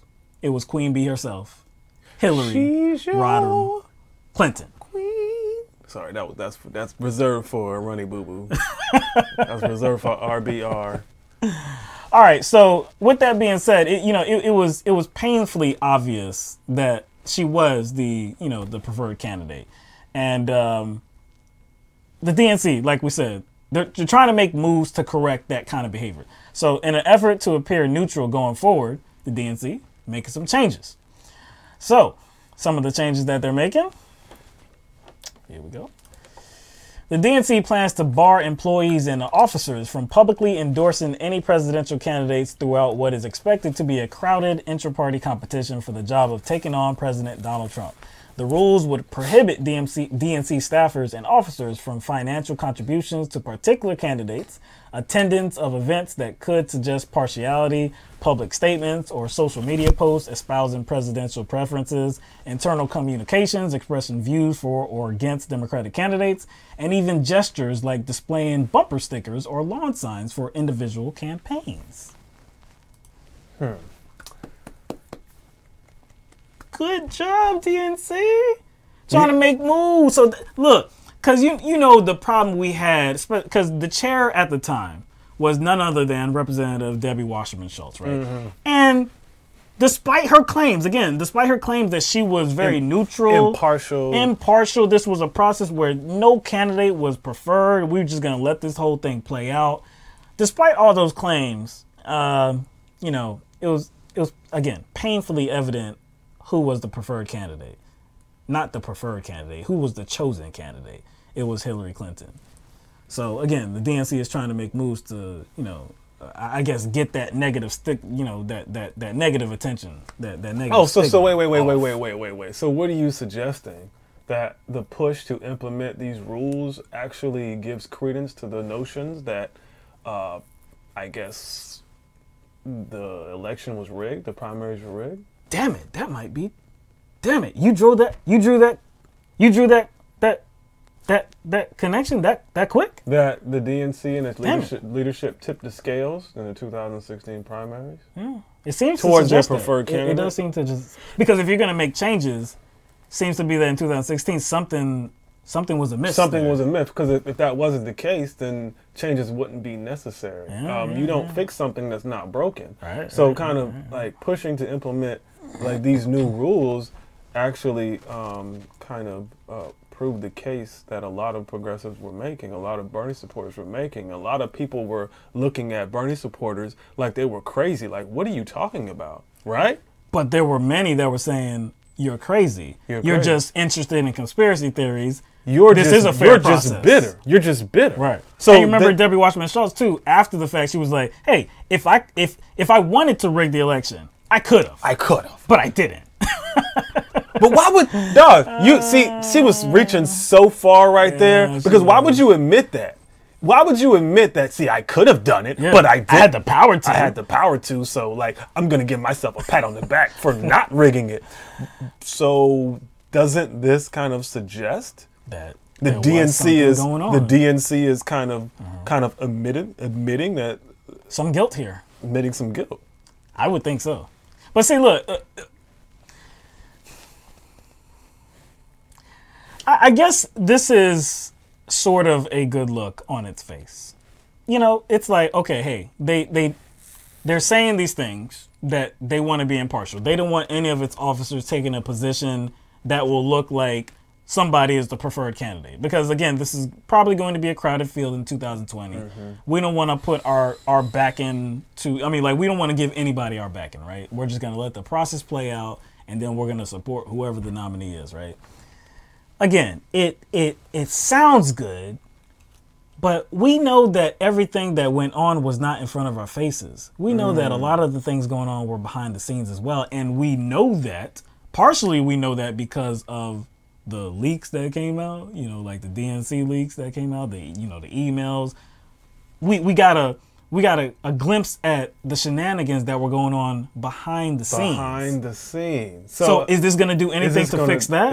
It's not going to do anything to fix that. Also, people's perceptions about candidates is not primarily shaped by DNC staffers. It's shaped by the media. Right. You see what I'm saying? And they can't. Well, I can't. They work with the media. They work with the media behind the scenes. Is Joanne Reed a DNC staffer? Is No. Rachel Maddow a DNC staffer? No. But they work with them to push their narratives. We saw this. We saw this in 2016. So basically, like, they're completely ignoring the bigger problem. Yes. Which is corporate media. Right. Which kind of runs on autopilot. Right. And kind of pushes the corporate-friendly Wall Street-backed candidate. Right. I view this as largely inconsequential. The moves that they are making. Again, on the surface, it looks like, hey, look, they're really trying to change things.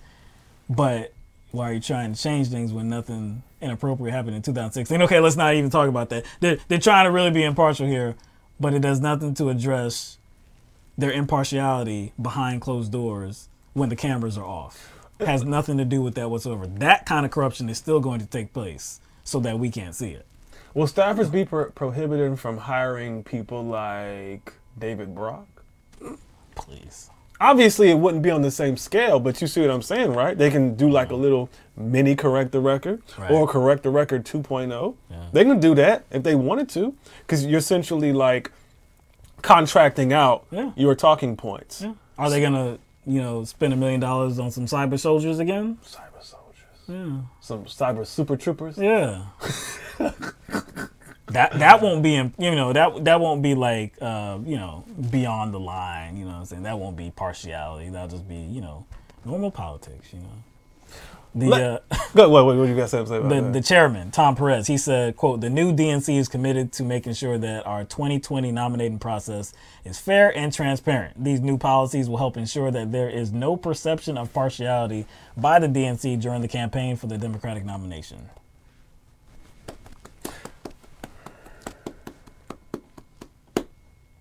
So, okay, let's just, like, for shits and giggles, let's say we view this like as a glass half empty type of situation. Okay. Like, and not with our, I guess, pessimistic view toward the DNC.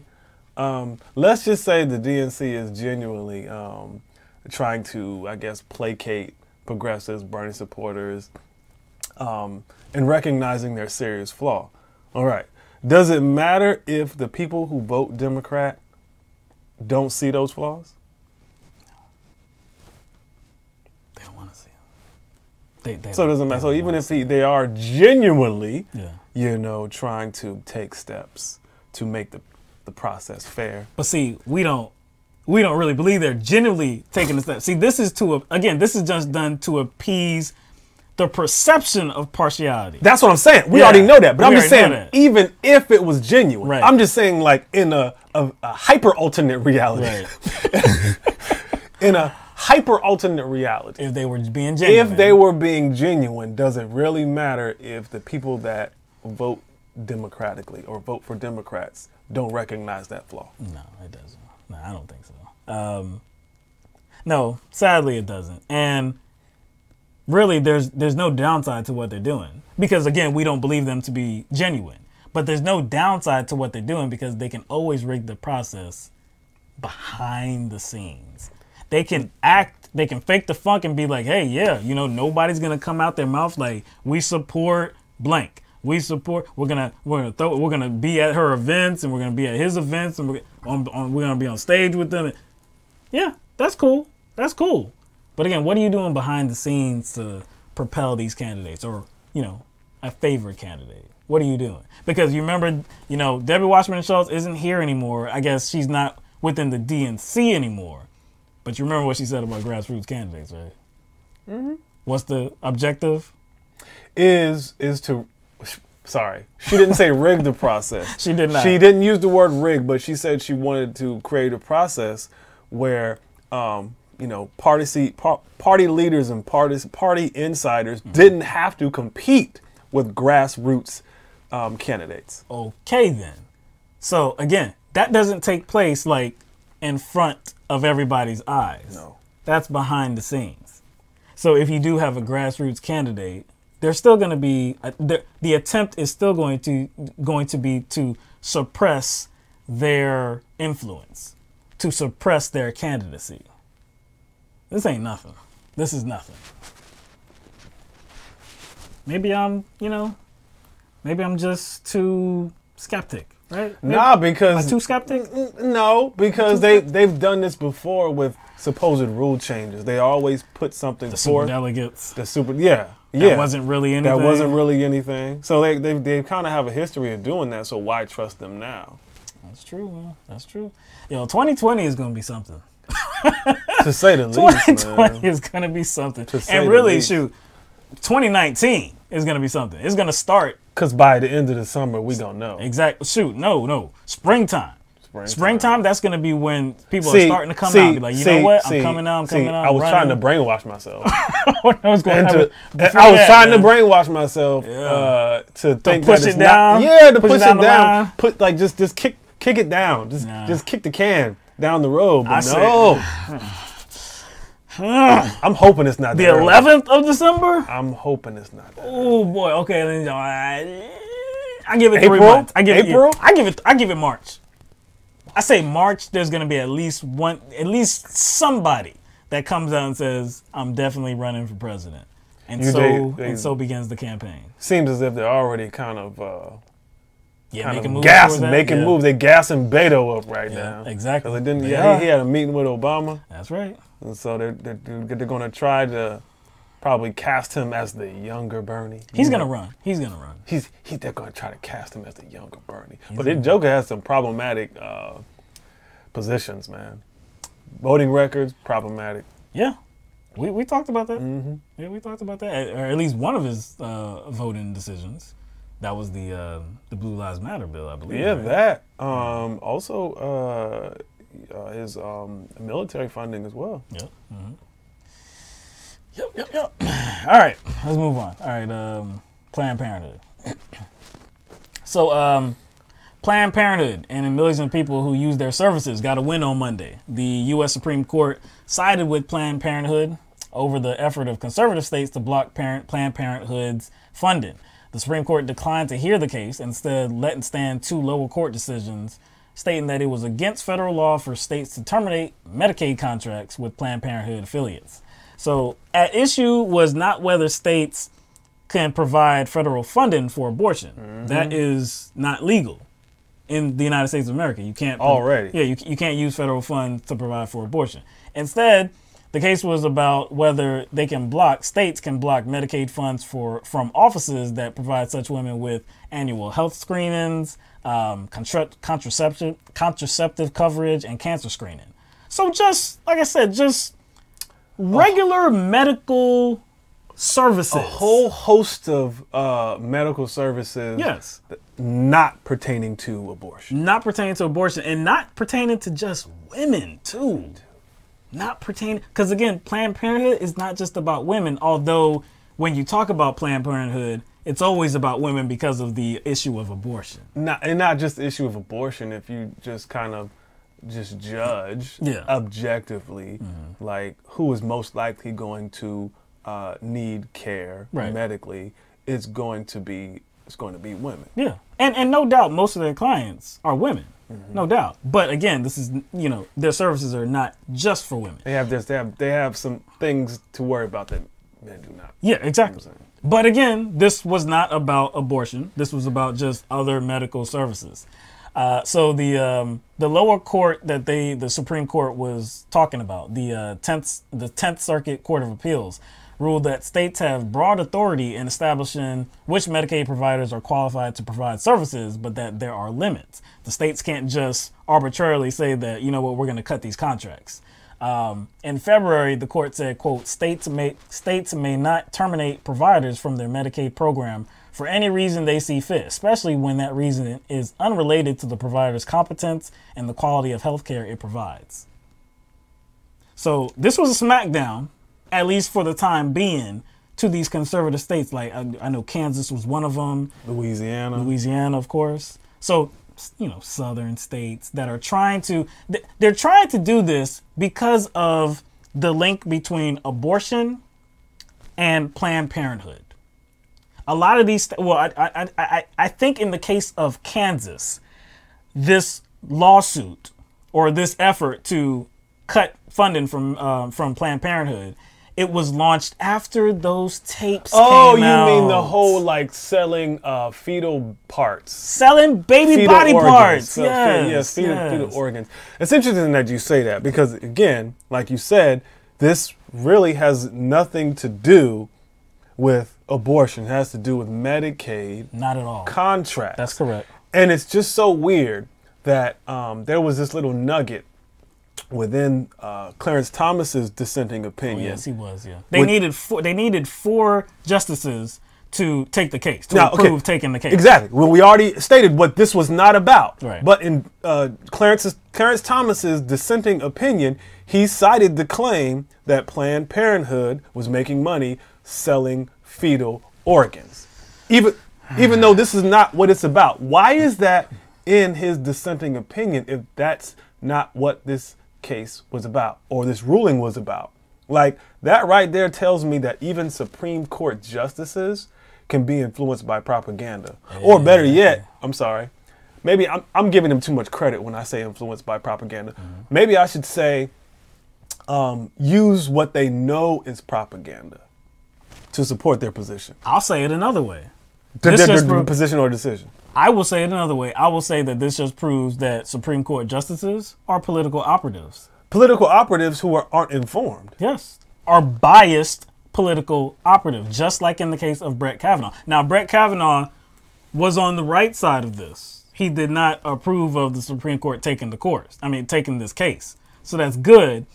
But he has feelings about this. That even the conservative justices that was like, nah, we're not taking this case. They still have feelings about this because of that link between abortion and Planned Parenthood.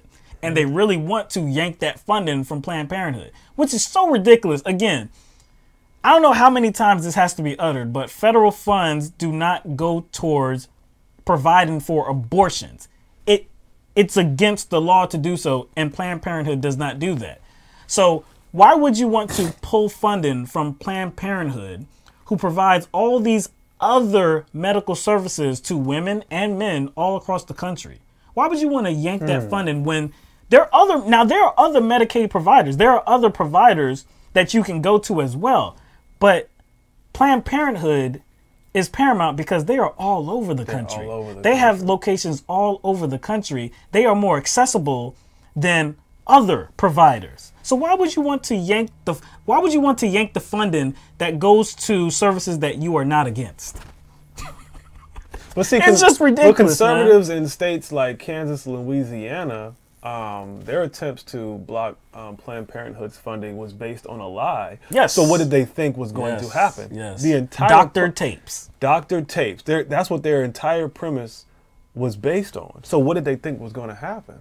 Well, you know what? Go ahead. You just asked a question. Mm-hmm. You said, why would they want to block the funding of an agency that, I guess, has so much responsibility and provides services that help like for a lot of different issues other than abortion? Right. You're asking, like, why would they want to do that? Why would they be against that? Why would they want to be against that? Because the GOP's primary focus in all this Planned Parenthood talk is abortion, right? Yes.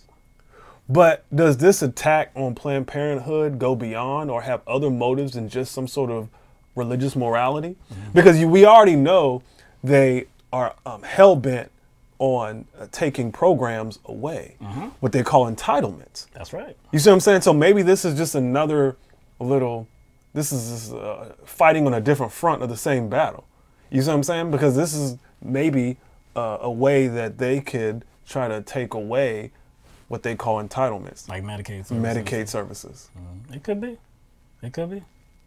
What I was going to say is, if this was 2016, I'd understand this. Even in 2016, shortly after these doctored tapes came out, it was proved that they were doctored. They were cut up and pieced together in a way that it made it look like Planned Parenthood was actually selling baby body parts when they weren't. But this is 2018, and that has long since been discovered that they were trying to do a con job. It's long since been debunked. So in 2018, you still have states using that issue, these doctored tapes, to strip funding away from Planned Parenthood. Funding that goes towards other services other than abortion. It's just amazing that we have conservatives that will use lies, propaganda, distorted video, to push hard for legislation, right? Really hard, man. Stuff that's been debunked. Yep. But when it comes to science of climate change, we don't want that information. That information is phony. That information is phony. See, that information has been doctored. All right, let's go to Jeffrey Dennis. All right. Where's that at? All right. So, Philadelphia police officers are forbidden from firing into moving vehicles. It is against their policy and procedures. The procedures also prohibit officers from shooting, quote, to subdue a fleeing individual who presents no immediate threat of death or serious physical injury to themselves or another person. But when they are supposedly in fear of their lives, all those rules and regulations, those policies and procedures, they go right out the window, and it's no holds barred. Case in point, the murder of Jeffrey Dennis. Dennis was on his way home on August 20th, and he was driving down a one-way street. As he approached the end of the street, another vehicle turned into the street going the wrong way. So quickly, Dennis found himself boxed in because there was another vehicle from behind him.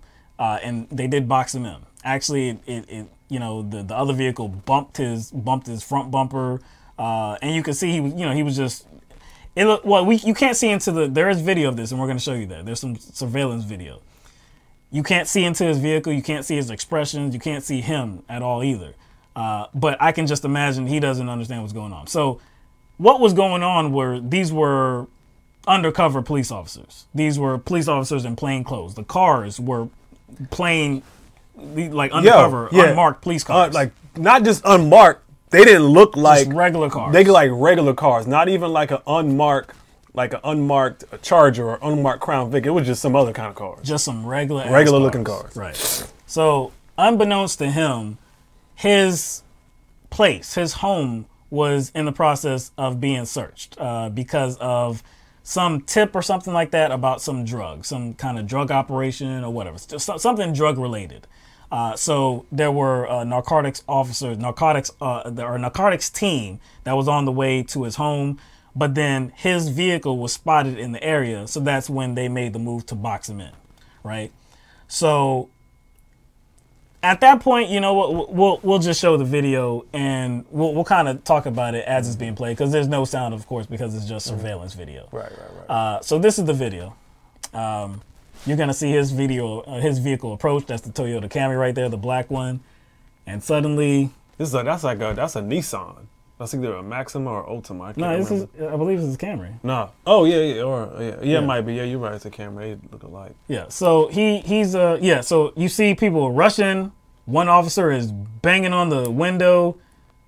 You see one officer right here in the orange. He has a vest on that says police, but it's on the back. We don't know what's on the front of it, and we don't know if he can see him either. He probably, most likely, can't see him. Yeah, and then so the officer in the green shirt starts trying to bust his window open with a sledgehammer. Now we can't hear, because there's no sound, we can't hear if these officers identify themselves or if it just looked like a gang of people with guns were trying to just jack him for his vehicle or something like that. We have no idea what. Now, the officer in the gray, you'll see he approaches the vehicle. He shoots. Through the side. Shoots right into the side. driver. If you notice, he was window. not standing in front of the car. No. And from what I can see, it looked like Dennis had multiple opportunities to run through the cop on the sidewalk, but didn't. I can only assume that Dennis was trying to get away via sidewalk, then go between the parked car and the building. Now, it looked like one of the cops saw that too and tried to block his path. The interesting thing about that was it looked like Dennis, that was his plan, but the cop was standing there. He kind of swerved right so he could miss the cop. If he had intentions of just going no holds barred and trying to get out of there and not caring about anybody's life but his own, he would have run through that cop. He had many opportunities. To run through that cop that was standing right in front. That was really his only path out, which he was trying to go. And once he saw that was blocked, he was like, damn, I'm gonna have to back out, which he tried to back out. Now, like, it is a dangerous situation for a cop to be in. Don't get me wrong.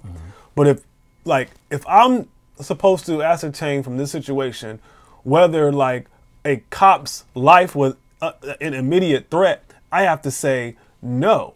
Because if Dennis had the intent to, I guess, kill one of the officers, he would have, not just with a car, but if he had like a weapon on him, he would have used a weapon to try to get out of that situation. I'm just guessing. It wouldn't just have been his car. Obviously, like... And he was found to be unarmed. Oh, he was found to be unarmed. 20 seconds in, not to the video, but 20 seconds into when the cops approach his car, you can tell he's just trying to get away in the car. He's not trying to like I guess hurt the officers directly. What you're saying goes that leads me to what I said in setting up the story. Officers are not permitted to fire into a moving vehicle, and this is actual policy from the Philadelphia Police Department. They are barred from shooting, quote, to subdue a fleeing individual who presents no immediate threat of death or serious physical injury to themselves or another person. This guy seems like he was just trying to flee the area. Like you said, seems like he had the opportunity to actually cause harm to one of these officers, but he didn't do that. So the officer that was in the gray shirt, that was the officer that actually fired into the vehicle 3 times. His name is Officer Richard Nicoletti, and he was the only officer to discharge his firearm. So he hit Dennis twice in his head, once in the arm. He was pronounced dead on the scene. And on Tuesday, Pennsylvania Attorney General Josh Shapiro announced that Officer Nicoletti will not be charged with any crime whatsoever. You know, they probably, I guess, went ahead and, I guess, concluded is that, like, the officers faced serious threat to physical injury. That's probably kind of how they got off on this. Because I guess you can make the argument that the officers faced serious physical harm from the vehicle. I guess you can say that. but it's weird that the cop that was in the direct path of the car didn't shoot. Didn't shoot at all. Do you see what I'm saying? I think so. We're looking no at immediate danger we're looking exactly. We're looking at the actions of all the other cops too in regard to this. That's something that we looked at too, and it was the officer that was on the side, the passenger side of the car that shot, and there were plenty of other officers that had guns drawn, including the officer that was in direct path of the car, and he did not shoot. Maybe he understood that protocol. Maybe he understood the department's protocol on shooting and moving vehicles. Because, I mean, I think it's fair to make the assumption that Dennis wasn't going to harm other people, right? Right. There was nobody else to harm. There was nobody else to harm. And it's just, isn't it just weird? It's not weird to, you know, I don't know, maybe it's not weird to y'all and some people, but it's weird to me that the warrant was issued to search his house, but they stop him most likely when he's on the way to the house. Yeah, he was near the house. He was near the house, so they stopped him before they got there. That is weird. Like, why don't you just let him get home and then be like, well, you know, we're searching your home. We're searching your home. Like, what? So why stop before? Like, I'm wondering, was his wife and 3 kids home at the time? Yeah, I don't know that information. So anyway, the Pennsylvania Attorney General Josh Shapiro, he had this to say in a statement. My office conducted a thorough 4-month review of this case, interviewing witnesses, examining video footage, and analyzing all available evidence. We applied the facts to Pennsylvania law, and accordingly, no criminal charges against Richard Nicoletti will be filed by my office. Now, again, you can see exactly what happened, and we've already been through. It doesn't look like any of these officers were in harm's way. Again, like you said, you know, it does seem like a very dangerous environment because you do have officers there. You have a moving vehicle that's trying to get away. You have officers that are trying to bang out the the windows in the car. So yeah, this could be this is a potentially dangerous situation here.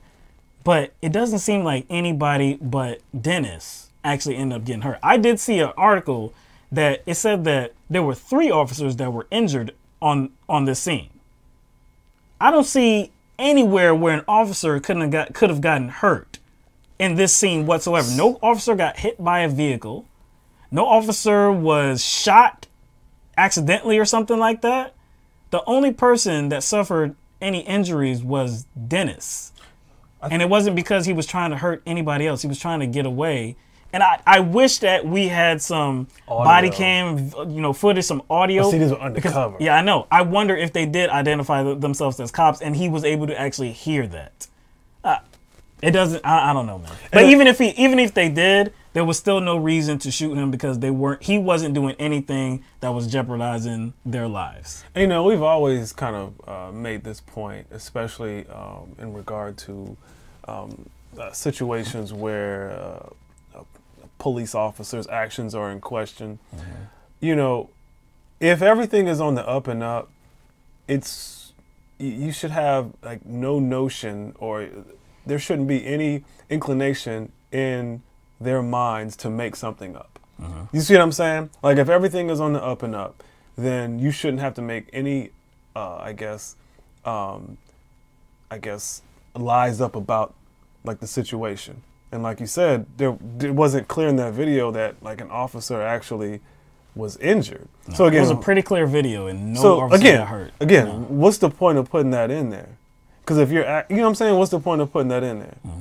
Mm-hmm. But Larry Krasner would have been the one handling the investigation. That's correct. But since he at one point represented Dennis, yes, he had to hand the case off to Shapiro. Larry Krasner is the DA of Philly, but yeah, like he said, he was at one time the defense attorney for Dennis in some matter.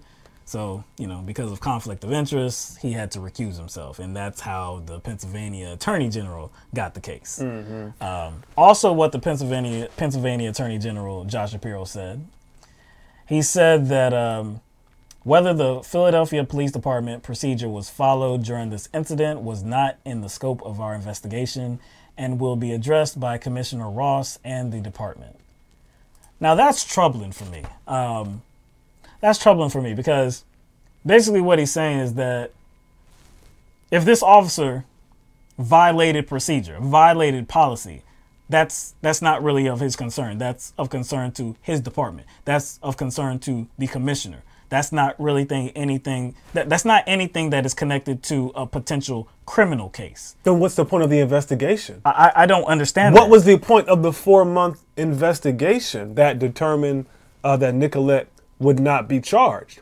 Wasn't that the purpose of the investigation, to figure out whether he'd be charged or not? Well, see, okay, so the point of the investigation is to see if he did anything criminal. What this DA is saying, this attorney general, what he's saying is that if he violated procedure, that's not necessarily something that's criminal. Now, in some cases, that's definitely true. Why is he investigating? I know, but if you're doing something that's violating procedure, that doesn't mean that you should be brought up on criminal charges. Cool, I understand that. Yeah, because all insubordination is not on the same level. Exactly. Yeah. But we have a case here where a man died because somebody violated policy and procedure by shooting into a moving vehicle when lives were not in jeopardy. So you would have to take that under consideration when you're trying to ascertain if criminal charges are appropriate or not. So in this case, the violation of procedure resulted in someone's death. Yes. So you would have to take that into consideration. If you don't,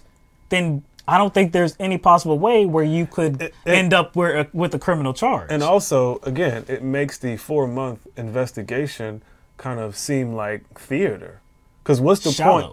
Yeah, you see what I'm saying? What's the point in investigating whether someone can be criminally charged if you don't think that's like your area to be involved in? Right. You see what I'm saying? Because like, if a department feels as if somebody, violated protocol, yes, the department does their job to figure out, okay, we're going to do our own investigation and we're going to discipline our own officers. For the state's attorney to come in and do an investigation about whether this individual, Nicoletti, deserves to be charged, by doing the investigation, he is saying that this is my responsibility. Yeah, it's under my purview. It's my purview. Try to get to the heart of the matter and say, hey, okay, criminal charges are warranted in this case. So when he says violations of police procedures do not always rise to the level of criminal charges, to me, that's kind of like trying. You know what that's doing? That's like absolving himself of having to prosecute police officers. No doubt, man. See, we always talk about the steps along the way, like the steps of justice along the way. First of all, whatever, if you're talking about police officers, first of all, they have to be arrested, right? Second of all, the DA has to see enough evidence here to even present this to a grand jury. Second step along the way. Well, no, actually, no, he wasn't even arrested. He wasn't even arrested. So the DA had to say, okay, let me look at this. Because he wasn't arrested. Let me see if there's anything here. We'll go through a very exhaustive 4-month process. See if we can get at the truth of the matter. If there's anything warranted here. If he did anything criminal here. Nothing. He didn't do anything criminal. What we saw on that video was criminal. What we saw in that video was murder. But this man is not going to be charged for that. He's not going to be held liable for that. But the good news is that he's still on desk duty. That's good news, right? I like He's how, on desk yeah, duty. I like how, I think one of the articles I read, it says Nicoletti is not in the clear. He's still on desk duty. Oh. I was like, He's on desk duty, okay. Not locked up, hasn't been arraigned or anything like that. Hasn't been indicted. He's on desk duty. Oh, that's a win. That's a win. That's definitely a win. While Jeffrey Dennis was murdered. And justice is nowhere to be found. And all this over drugs. Yep. And so see, it always leads back to that, right? That's why this drug war is ruining so many lives, man. Not just when we have situations like this where people are actually being killed because of drugs, because this whole situation was created because of a drug warrant, because of drugs, right? Because of a search warrant, because of drugs. Tip. On a tip, This right? wasn't some sort of long-winded investigation that led them up to this point. It was some sort of tip they received. So how many lives have to be destroyed because the United States wants to keep waging this failed war on drugs? You're not going to do anything about it. And at this point, of course, we understand that they know they're not going to do anything about it. It's all for optics right now. They know they can't actually stop drugs. They can't stop it. But what they can do is destroy lives. What they can do is imprison people for it. Take people out of the system. Hey, you know, imprison. I mean, we're the world's leading expert on imprisonment. Because what they do is they connect drugs to violence. Yeah. They always connect it to violence. So, like, I think that's the, I guess, the perception that they're trying to shape. Like, you see, we took these drugs off the street. Yeah. So, by default, that means the streets are safer. Yeah. And less violent. And less violent. No doubt. Yeah. We imprison about a quarter of the world's inmates, I believe so. About a quarter, I believe. So much freedom, boy. So much freedom. That's not an accident. That's not an accident. It's not like they don't understand that the drug war has failed. It's not like they don't understand that. But capitalism hasn't failed. So no, it hasn't failed. No. Let's keep going with that. Yeah, I know. It's working. Hasn't failed anybody. Yeah. Well, it's failed some people, but we know, when we say it hasn't failed, we know who we're talking about. Mm-hmm. All right, so let's go to Brooklyn now. All right. In Brooklyn, New York, 23-year-old Jasmine Headley was with her 1-year-old son at a food assistance center trying to apply for SNAP benefits, food stamps. This was on Friday. After standing for hours waiting because there were no seats available, Headley got tired, fed up, and decided to sit down on the floor. A security guard demanded that she either get up or leave. Headley refused. Police were called to the scene. And that's where things got out of control and disgustingly out of hand. The officers tried to pull her 1-year-old child out of her hands forcefully. And very repeatedly as well, I might say. In the end, Headley was arrested and charged with resisting arrest, obstructing governmental administration, and acting in a manner injurious to a child. So this is some video from the scene there in Brooklyn.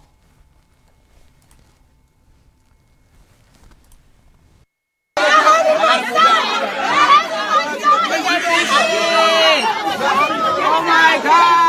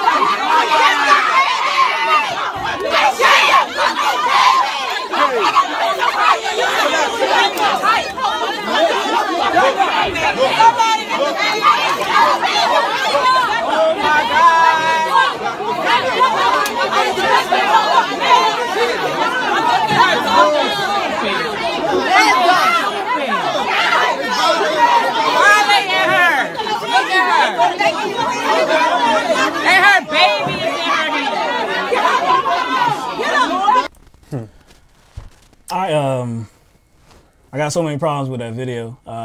It was beyond disgusting. It was to see one of those officers yanking on the 1-year-old child, trying to pull her son away from her. You know, regardless of if this arrest was warranted or not, this woman has a baby in her arms, and you are trying to yank it away from her. I got kids, but even people that don't have babies, I would think they would understand that 1-year-olds, little delicate, little delicate. You can't go, yanking on body parts, even the torso. You just shouldn't go yanking on babies because serious damage can be caused. So what you're saying is,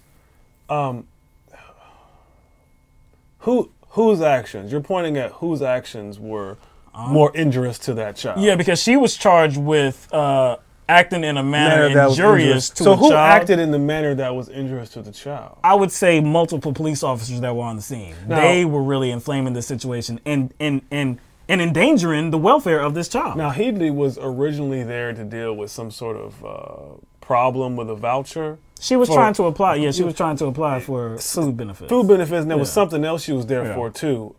And she was waiting for like 4 hours. Yeah, but I guess there were no seats. Right. And there was no chairs available. She was standing for hours, and she got tired of that. Decided to sit down. A security guard was like, "You can't have you sitting down. I don't understand why you can't have you sit down on the floor. You got to either get up or leave." And that's where. But you obvious. Okay, here's the thing, like. They knew she was there for something official, to handle official business. Mm-hmm. You mean to tell me there were no other options? You mean to tell me this security guard, somebody who works in that building, can't understand or see somebody who needs a place to sit, go somewhere, get a fucking chair, go to an office, a woman with a child too. Yeah, go to some office. A woman that's standing there by herself. A woman with a child, you can understand she's probably carrying the child too. It's an administrative building, so you know that there's like places in that building, probably close by, maybe some offices, maybe a little conference room or something, where there could be a chair. Bring the fucking chair out so the woman could sit down. Why the need to like flex your muscles to be like, hey, no sitting down. You either stand up, find another seat, or you get out of here. Like there is being very cold. Like what's the purpose here? Like, why can't you just find a loose chair somewhere in the building so this woman could sit down who's been waiting? But why even have a problem with her sitting on the floor? That's really why would it be such a problem that she's sitting on the floor? There were no chairs there. So you require that people just stand up? Was she like I don't understand why she had to stand. Why couldn't she just sit down and mind her own damn business? Why couldn't the security guard just mind their own damn business? And so in the video, of course, like I said, I got many problems with it. One is all the pulling and tugging on this child.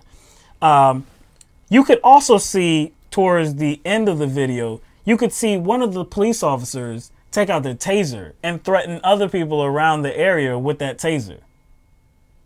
I got a problem with that as well, too. Why are you threatening people with that taser? You see what's going on, right? You see a baby is being pulled on and tugged on. You can understand that innocent, the people that are just witnessing this situation are going to have like many problems with this. Now, I didn't see any officers being assaulted or anything like that.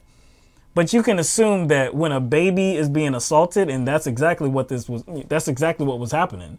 You can assume that people that are around are going to take umbrage to that. They're not going to feel too good about a baby being yanked on. And, it's like, and of course, they do what they always do. They stack charges. Yes. They charged her with, not only did they charge her with, what was it? Acting in the manner injurious to a child. Mm-hmm. They charged her with obstructing governmental administration, trespassing, and resisting arrest. Right. That's 4 charges. Right. Like, if you're going to charge her with something, fine. But what's the purpose of like taking one situation and applying all of these things to him, especially the trespassing charge? Because, like, wasn't she there for official business? It's not like she wasn't there, like she was out of place or something. But hey, she didn't follow orders. You see, she had to get out if she wasn't going to stand up. So at that point, trespassing. So the good news is that the bad news is that this whole scene took place. That's the really bad news. Other bad news is that she was arrested and she was in Rikers Island for a while. The good news is that a judge just earlier today, some hours ago, the judge did declare or did dismiss all the charges and ordered her to be released immediately. So I believe that she is now out, which is, like I said, I'm very thankful for that. What I smell in the air is a lawsuit. I smell a lawsuit. Usually when they drop... It smells like a lawsuit. I tell you what, usually when they drop charges, that means they also smell the same thing. Yeah. I kind of... It has that kind of... aroma. Yeah, something about it. That stench. The New York City's police commissioner, James O'Neill, he promised that there will be a very thorough investigation on this matter. He referred to the video footage as very disturbing, quote, very disturbing. The department is reviewing both cell phone and police body cam video of the run-in. Also, they're trying to figure out the exact circumstances that led up to this confrontation and this arrest of Jasmine Headley as well. To me, I know the police department has to do their job. I know there's going to be, an investigation. I have no problem with that. But to me, based on what I have heard, about what happened, I don't care what led up to the situation. The officers had absolutely no right to yank on a 1-year-old child in that manner. And really, I was talking about the taser, right? I was talking about the threatening, the police officer that was threatening the taser. You know what that brought me back to? That brought me back to Oscar Grant. The BART shooting some years ago. Oh, when he was on his back? He was on his back on the ground. He was handcuffed. And there was an officer that pulled out his gun. He said that he thought he was pulling out his taser. He ended up pulling out his gun and he actually ended up shooting Oscar Grant and killing him. That's what that's what it brought me back to, because why are you pulling that out in this environment? Why are you pulling that out? I understand this is a very chaotic scene right here. Why are you pulling out that taser? And it doesn't look like anyone, any of the witnesses that were in that situation, in that room, were actually trying to obstruct the police. It doesn't look like it. They were shouting. They were shouting. Oh yeah, but it didn't, understandably. It didn't look like they were trying to kind of physically stop the officers from engaging with Headley. So I don't understand the need to take the taser out, because most of the people were just recording and yelling. Again, man, it's fortunate that she, I assume that she's out of Rikers Island now. But man, I hope the 1-year-old child, her son, I hope he didn't sustain any significant injuries, because we couldn't even actually see what part of his body was being yanked on. I would assume it was his arm. It looked like it was his arm. Mm-hmm. I can just guess. I can just assume that it was, but it seemed to be like it was a limb, and she was yanking on him. Yeah, we're definitely going to have to see everything in its entirety and how it transpired, because I'm just surprised that it even got to this point. You know what I'm saying? It got to the point of somebody trying to that's not even a good tactic. No, that's not a good apprehension tactic. No, yank them. But see, here's the thing. Once you see there's a child involved, a small child, very small child. Once you see that, it's almost unlikely that any kind of physical struggles are going to result in something good for that child. Mm-hmm. You see what I'm saying? So for it to escalate to the point where someone's trying to yank a small child out of her arms, like again, we don't know everything that happened before that and what led up to that. But how do you think that is going to play out if you're an officer? Like, to get to that point. To get up to that point where you have a whole host of officers struggling with a lady at some point during that struggle, okay? If it's already to that point and you're already in they're in physical engagement with Headley. Once it got to that point, everybody should have been like, okay, there should have been one of those officers there, because there were at least 4 right there on her. And there were probably more like kind of like orbiting that situation. So that out of all those officers, not one of them said, all right, everybody calm down. And like, Patton, everybody calm down. She's not letting go. Everybody calm down, because it's actually not working. Because what they do is support each other. No matter if their actions are criminal, they support each other. We see that way too often, that horrible police actions, bad policing, if this child was actually injured, who do you think they would have blamed? I think it would have been Headley, because she didn't listen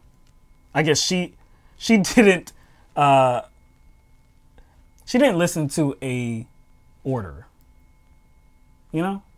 So if she didn't listen to a legal order, a lawful command by a police officer, then it's your fault if your baby gets injured, because I'm trying to get to you, you won't let me, your baby gets hurt. You're obstructing governmental procedure. Yeah. That's exactly what you're doing, I guess. Again, I hope the child didn't get hurt. That's what I hope. But I smell it. I smell a lawsuit. New York City has paid out too much money, haven't they? Like in the billions. Man, they've paid out way too much money. Billions. City of what, about 8 million people? You know they're paying out money. Man, New York City police officers. It was like 10 years. Gosh, it's like 10 years. It was like over $1 billion. Period of 10 years. Ridiculous. Do better. But when you're an officer like that, can you do better? If you think it's a good idea to yank violently on a 1-year-old child, nah, this is not the profession. This is not the line of work you should be in. Because you didn't adjust your approach based on the circumstances. No. Like I've considered, that Headley could have had an attitude. I've considered the fact that maybe she could have been like yelling or cursing, but I'm pretty sure even if that occurred, it was probably after she was told to leave. Even if it was before, man. Again, even if it was before, she still has a 1-year-old child in her arms. We saw a lack of compassion. We saw no humanity in this situation. And these are supposed to be police officers that wear the badge, that are trying to de-escalate situations. Not escalate them, de-escalate situations. And it devolved into yanking violently on a 1-year-old child. Solid police work. Solid, man. All right. I think that's all we got, man. You know what? We got time for this. You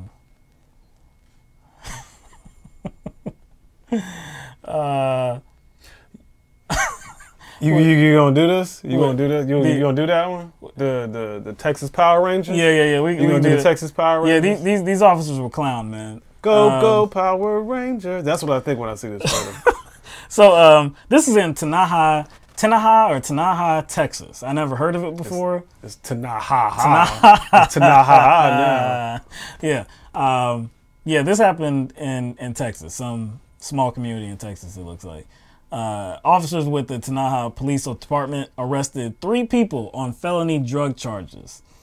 This was on Monday after they executed a search warrant on a home and found marijuana. Oh my God, they found marijuana.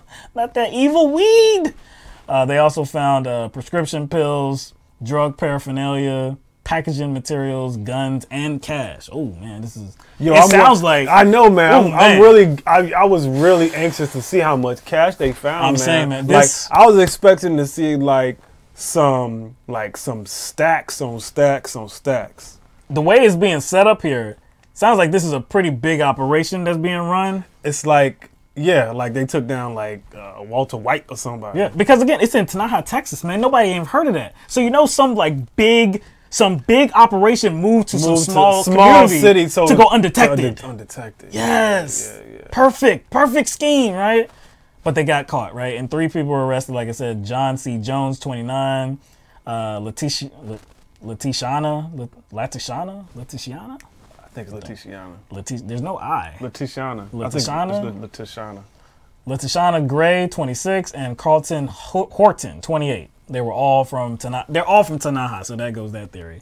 They're from Tanaha, so they're in the community. Oh, so it's not they weren't outsiders. It's not like they weren't outsiders. Some big crime boss moved his big operation to a small town. Unless they're part of a big operation. So somebody moved in and they're just working for them. Oh, so they could just be like extensions of this big crime operation. And they were the ones that just was grabbed up. Oh man. Yeah. But anyway, like I said, they found all these illegal materials, guns, cash, prescription pills.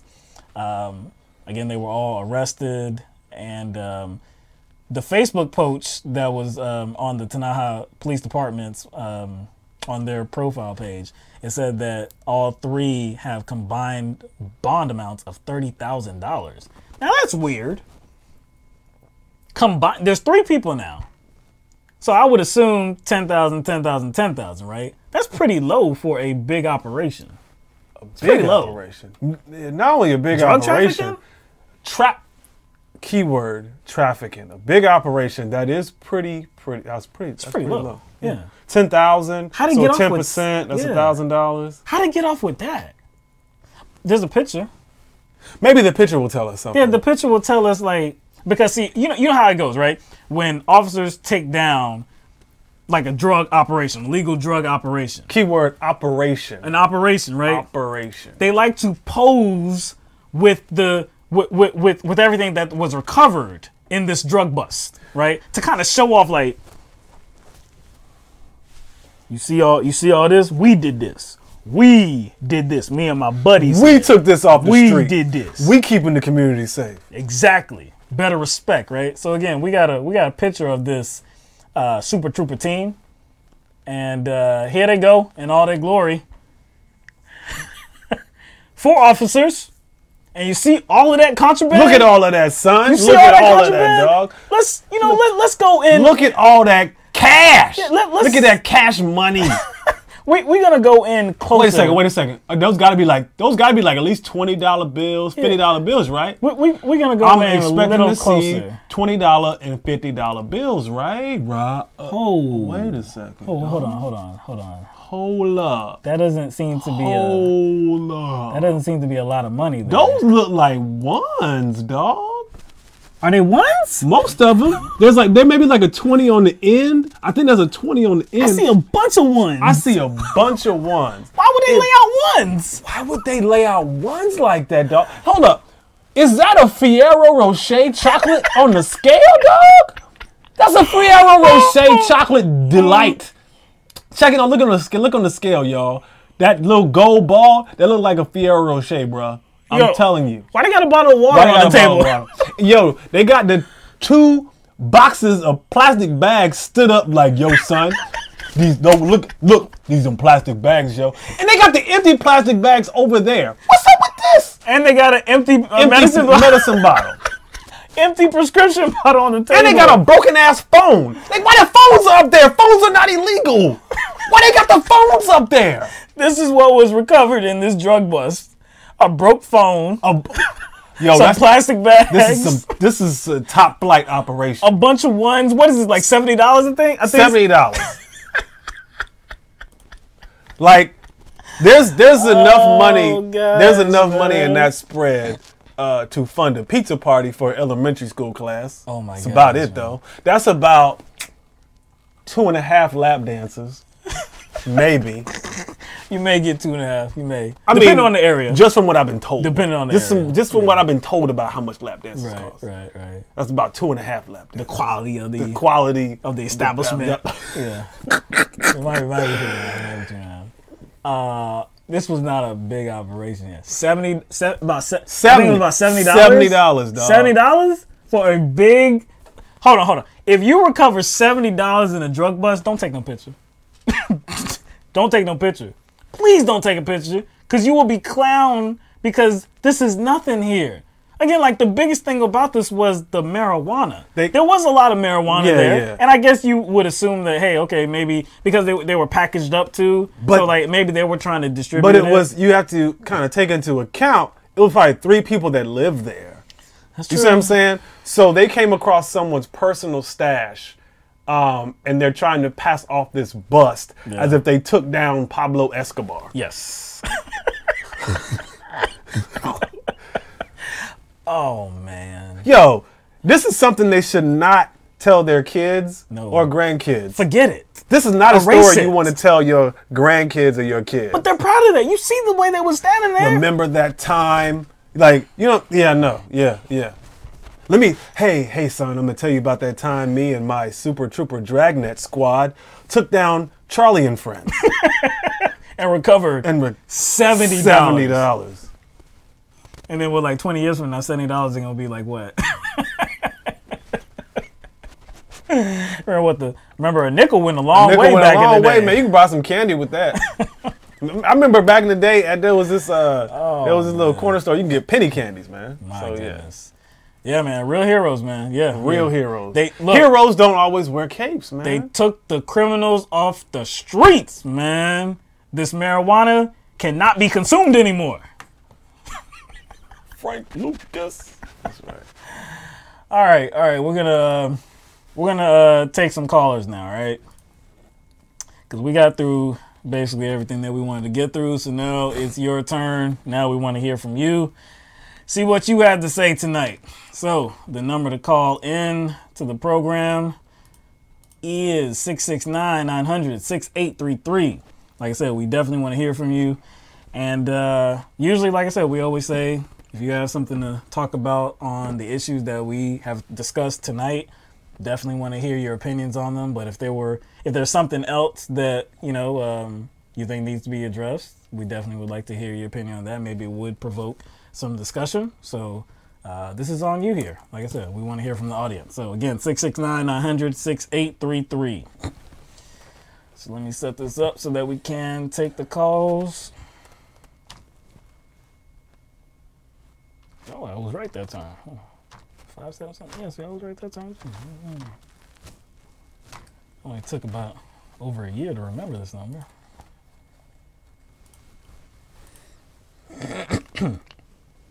We have another little clip too that we're gonna show, but we want to get to the callers first so that we can get to that. But this is, I think, obviously with Donald Trump, his tweets about the smoking spelled very incorrectly, and the C, the smocking, obviously, that's just, I think that's a little bit too easy to give him Dummy of the Day.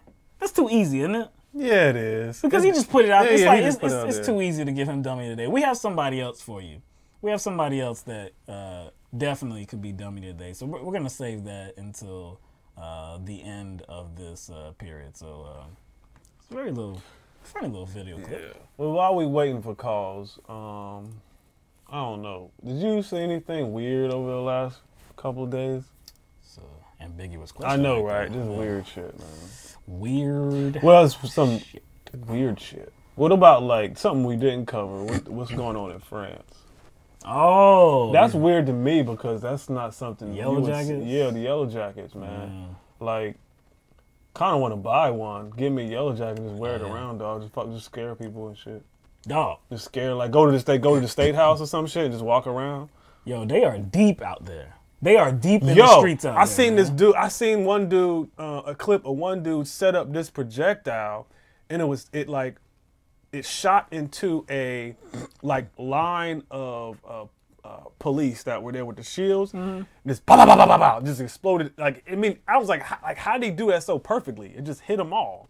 I think I saw a situation where they were dumping feces, manure, into a government building area. I was like, are you serious? Nobody's stopping these mugs? These mugs wow. Are straight juiced up, man. Yeah, I was like, damn. I saw a clip where Macron was at some sort of agricultural show in France, mm-hmm.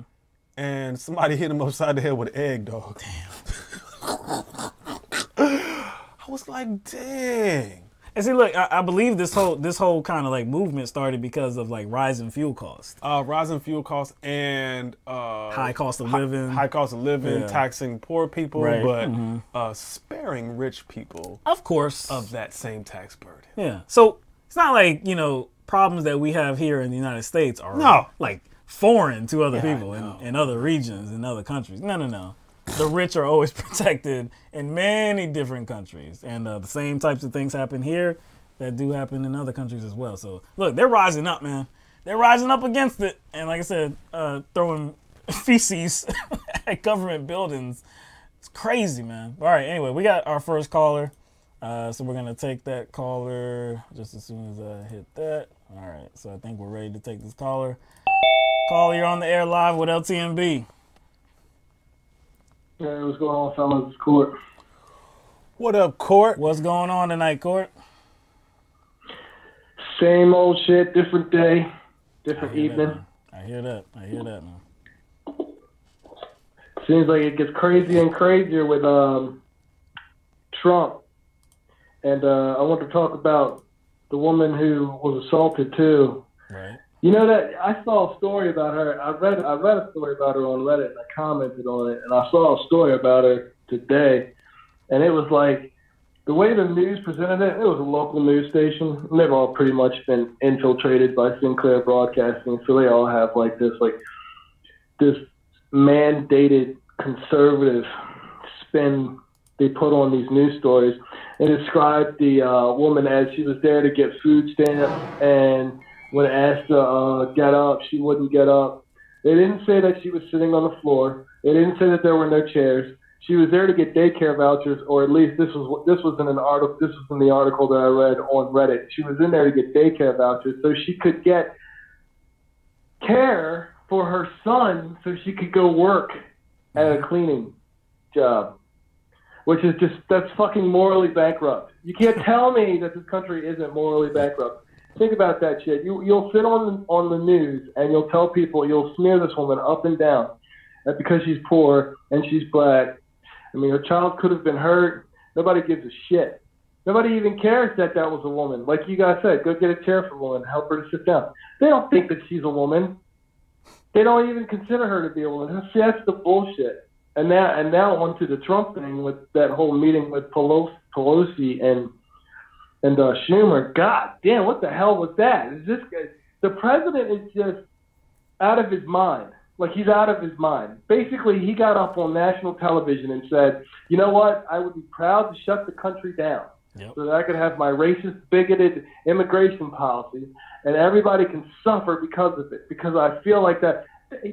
But dude, you guys are bringing up how Schumer was talking about how, he hasn't spent the money they gave him last year. Well, I mean, I give a shit less.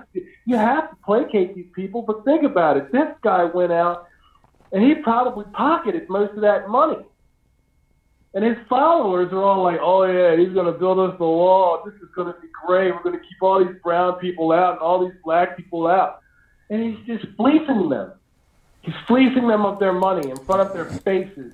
And he's acting like an ass on national television. And they don't give a shit.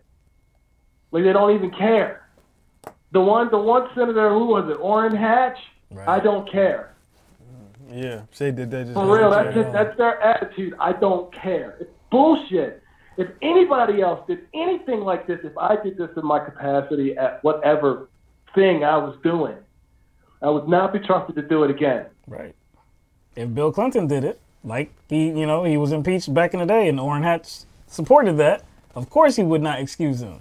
But Trump, Trump, he's doing such a great job. Let's excuse him. I don't care about this other, these crimes or anything. I don't care about that. No. It's amazing what people will fall for. I mean, you guys were talking about how you find it a little bit shocking that conservative people fall for these things, but I mean, it's all about blind tribalism, man. It's just that's why people will believe anything Trump says, no matter how outlandish. They will always believe what he says because it's just about their tribe. It's ridiculous. You can't tell me that you can't. That's a national disgrace went on at that meeting. And I mean, it was supposed to be basically okay. Let's set some ground rules for negotiations coming up for the budget. It's a little bit of a crunch time. This guy just flips out and goes. He just gets completely off the rails. Yeah, he did. Completely off the rails. He did kind of like take it as an opportunity for him to kind of spread that same propaganda too. I'm like, they're talking about strategy. Pelosi and Schumer were talking about strategy and how we could go about it professionally, like lay our plans out. And he kind of pivots to those same kind of propaganda talking points that kind of led us to this situation. Like, because he doesn't know what he's talking about. He doesn't know how to do exactly what Pelosi was talking about. And Pelosi's calling his bluff, saying that, look, if you got the votes in the House, then put it up for a vote. Don't just wait. Like, let's see it. Let's see it. Again, if you got him. And she was trying to say, like, you have all this control right now. If you're so confident, and let's move on. Let's move on then. Like, you said, I got this, I got it. Well, then It'd be no problem, It'd be right? no problem. He would know. I could get it done tomorrow. Cool, do it. That's what Pelosi said. But she's like, no. It would be no. Like, man, Democrats and Republicans do this all the time in the House or in the Senate. You know that it's not going to get past the other legislative body, but they go ahead and vote on it anyways because they know they have the votes in that particular body. Let's just go through it, and then the other body be like, okay, well, let's see if we can get it done. Sometimes it works, sometimes it doesn't. But just because the other body, you don't presume that they will vote the same way that you do, it doesn't hold up legislation in the other. That's crazy, man. Trump is bluffing. Like, oh, I got the votes. I don't think he does. It's a bad bluff, though. He's in serious trouble. Conservative rags are starting to turn on him.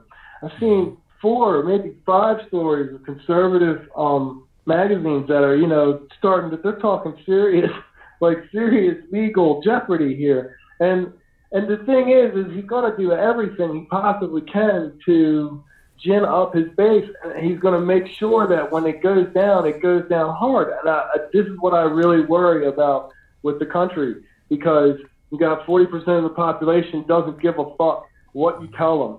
This guy is right. And if you have something to say about it, they'll kill you for it. You know what I mean? Like, it's not that bad right now, fellas, and it's bad. You know what I mean? Like, it's not that bad. Like, you haven't seen somebody close to Trump get arrested yet, like Ivanka or Jared or something. You know what I mean? Like, you haven't seen anything like that. We don't know what Mueller's thinking. I mean, he's just been mum for 16, 18 months. Mm-hmm.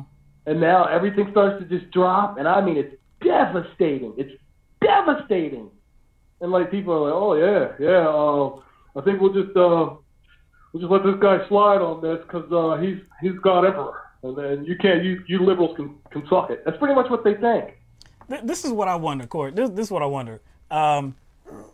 Look, like you said, they're gonna be your segment of society that's like, we don't care what happens. Hey, Trump is our guy. Whatever he does, we're cool with it. But there are a lot of people that you can't consider to be like his loyal base. There's a lot of those Republican voters or that voted Republican that are like, man, I'm not with this anymore. They've already pulled their support, right? But going forward, like, his whole style seems to be, forget the law. This is what I'm going to do. Is that going to sway some people's minds going forward? Or are they going to continuously just stick behind the narrative like, I support Donald Trump? Like, I would just think that at some point that kind of whole style and strategy would wear thin. I could be wrong. No, because I could be wrong. Look at how he secured the evangelical vote. Look at how especially the white evangelical vote. They proved like beyond a shadow of a doubt. Mm-hmm. Like, I always knew this, but this one was kind of like the climax, because they always presented their kind of voting strategy and their values voting based on their religious beliefs. That they wanted a president that would usher in their religious beliefs into government. So they were looking for a specific type of person, but they still supported Donald Trump. Again, for years I already had my side eye on them, knowing good and well it was just a way, like, they just used kind of this religious cover in order to, I guess to implement some sort of power grab in government. I always knew that. This kind of solidified it for me, this 2016 election. Yeah, so because they were completely fake. They were completely fake. Yeah. So those people are going to always exist. You're never going to, like, pull those people away from that. But see, this is the thing. We're approaching year 2, all right, or the end of year 2 for Donald Trump, right?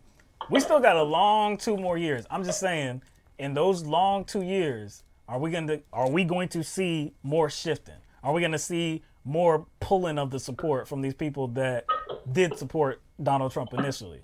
Because like Court was saying, like, he sees some conservative outlets that are saying, maybe this is going too far or something like that. I do think there is going to be kind of slight drop off. I think there's going to be, like, I guess you would say. I think it depends on what happens. It really depends on how it goes down. Because so, like, if you want to argue about people coming to Jesus, they come to Jesus. They have this realization: Trump is a complete moron. He's ruining the country. I don't care what he was promising me.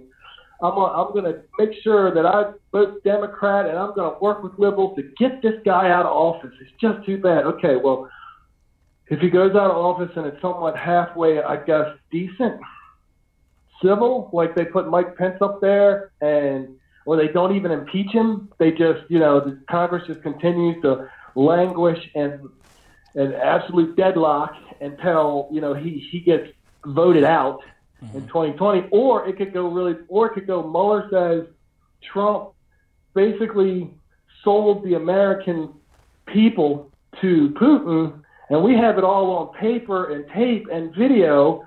And now we're going to go after his family members, and we're going to recommend impeachment, and we're going to indict him. I mean, it could get that bad. If it gets that bad, I think the people who really want this country to be a conservative nightmare, they won't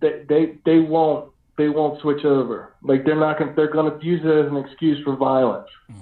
There's really the conservative people in this country are like conservative people in every other country. The only reason why they get a pass around the world is because it's America. But like when you think about it, the Ku Klux Klan and neo-Nazis and neo-Confederates, these are not very good people. These are violent people. They cause destruction and death and murder. I mean, just like the Taliban and just like ISIS. It's all the same. It's some religious fundamental belief that they want to bring back because they want to oppress a group of people, usually a minority, that they exploit to gain resources. I mean, like the illegal immigrants who work in this country make people lots and lots of money. You ever notice how we can lock up people and we can take their kids away, but we can't go after the employer that constantly hires them? Why is that? Why can people get their kids yanked from them?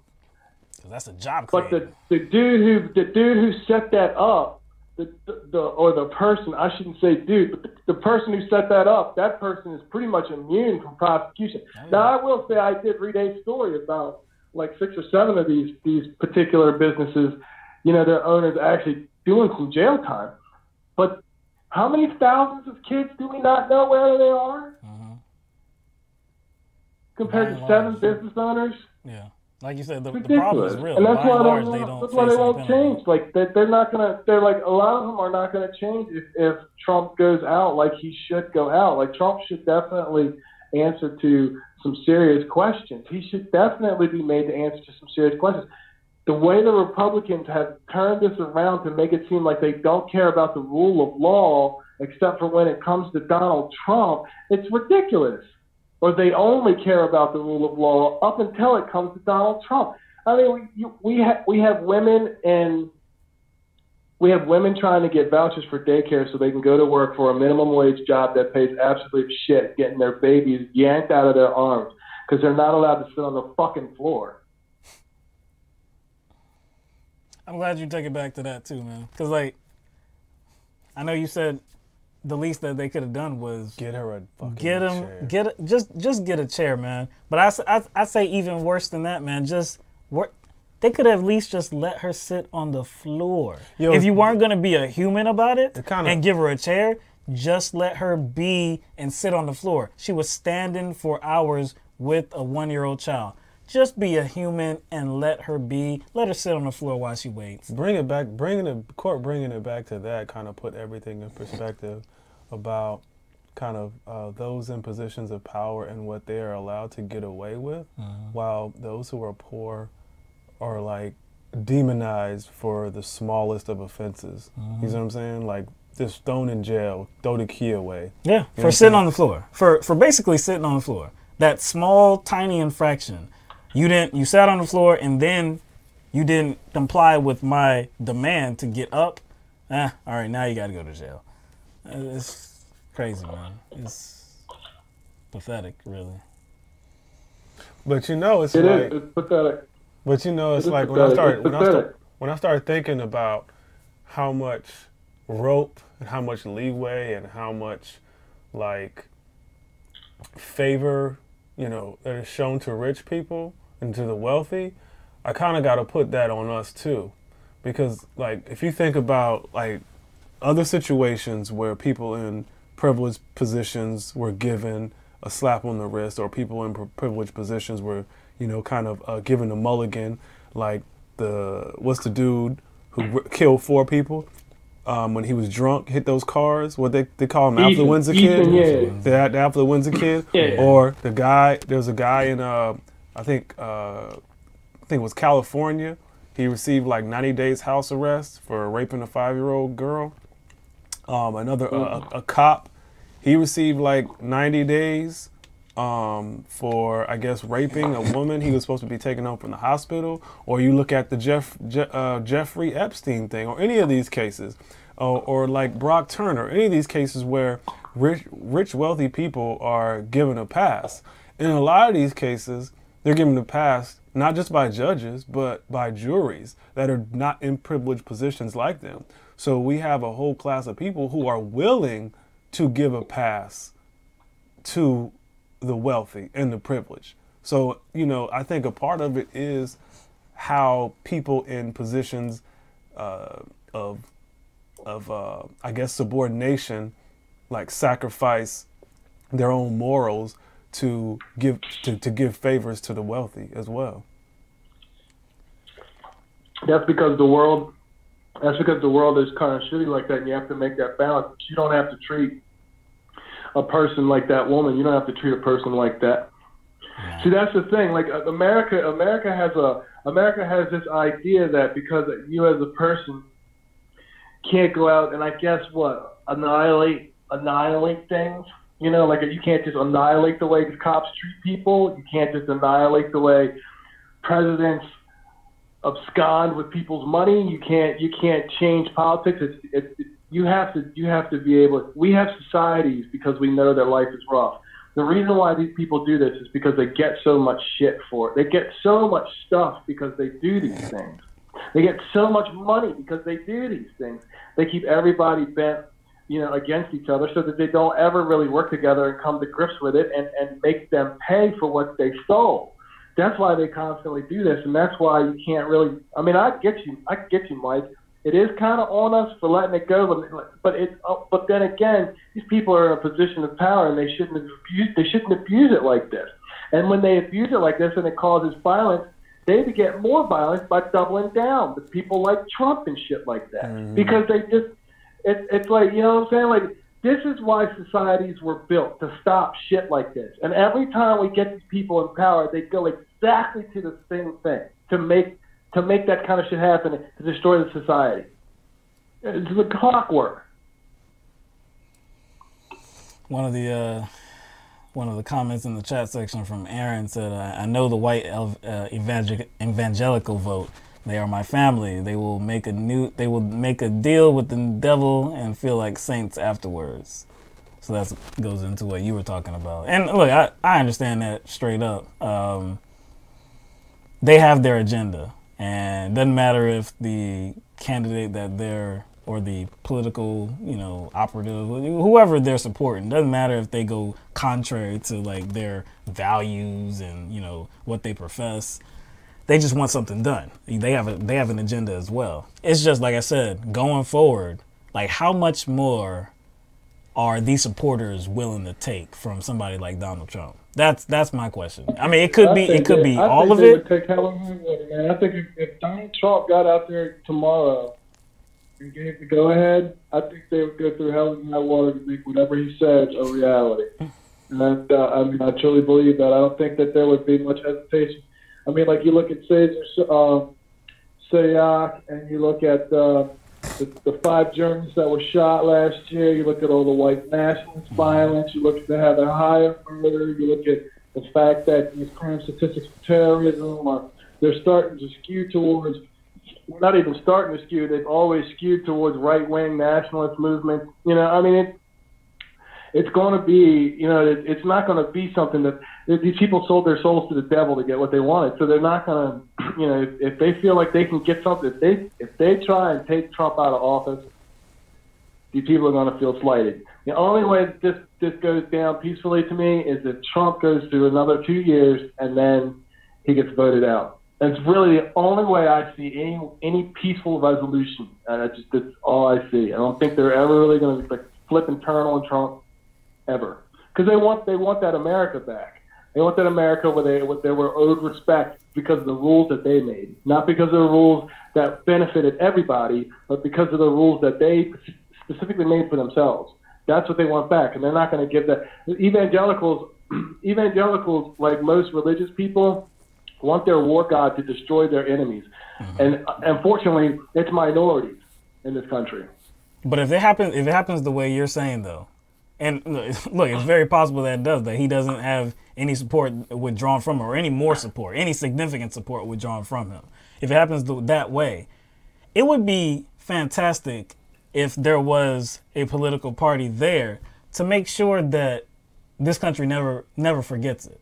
You understand what I'm saying? To use that in politics, to make sure that the Republican Party stood by somebody like Donald Trump all along the way, stood by his unlawful actions and all that. It would be nice if there was a political party that was like, we are not going to let this go. This is what you did. This is about you. This is the Republican Party. But they can't really stand up on that high horse. They can't stand up on that platform because they have issues as well. Yeah, all politicians and all politics is going to be dirty. I'm not saying that it's not going to be dirty. It's a balance. You can't have a person like Trump. I mean, people could, like, this is kind of why I secretly love Trump, because you can explain to anyone who would argue with you about whataboutism and both-siderism and all this, you can categorically explain to them objectively how Trump is worse than just about every other president I can think of to date, and probably most other people can think of to date, except for this 40% of the country who's just going to love him to the end of time. You know what I mean? Like that is really what Trump gave me as a person. Like, and I used to think, oh yeah, they're all the same. No, they're not. Some of these people are objectively worse, and it seems like these people come out of the Republican Party.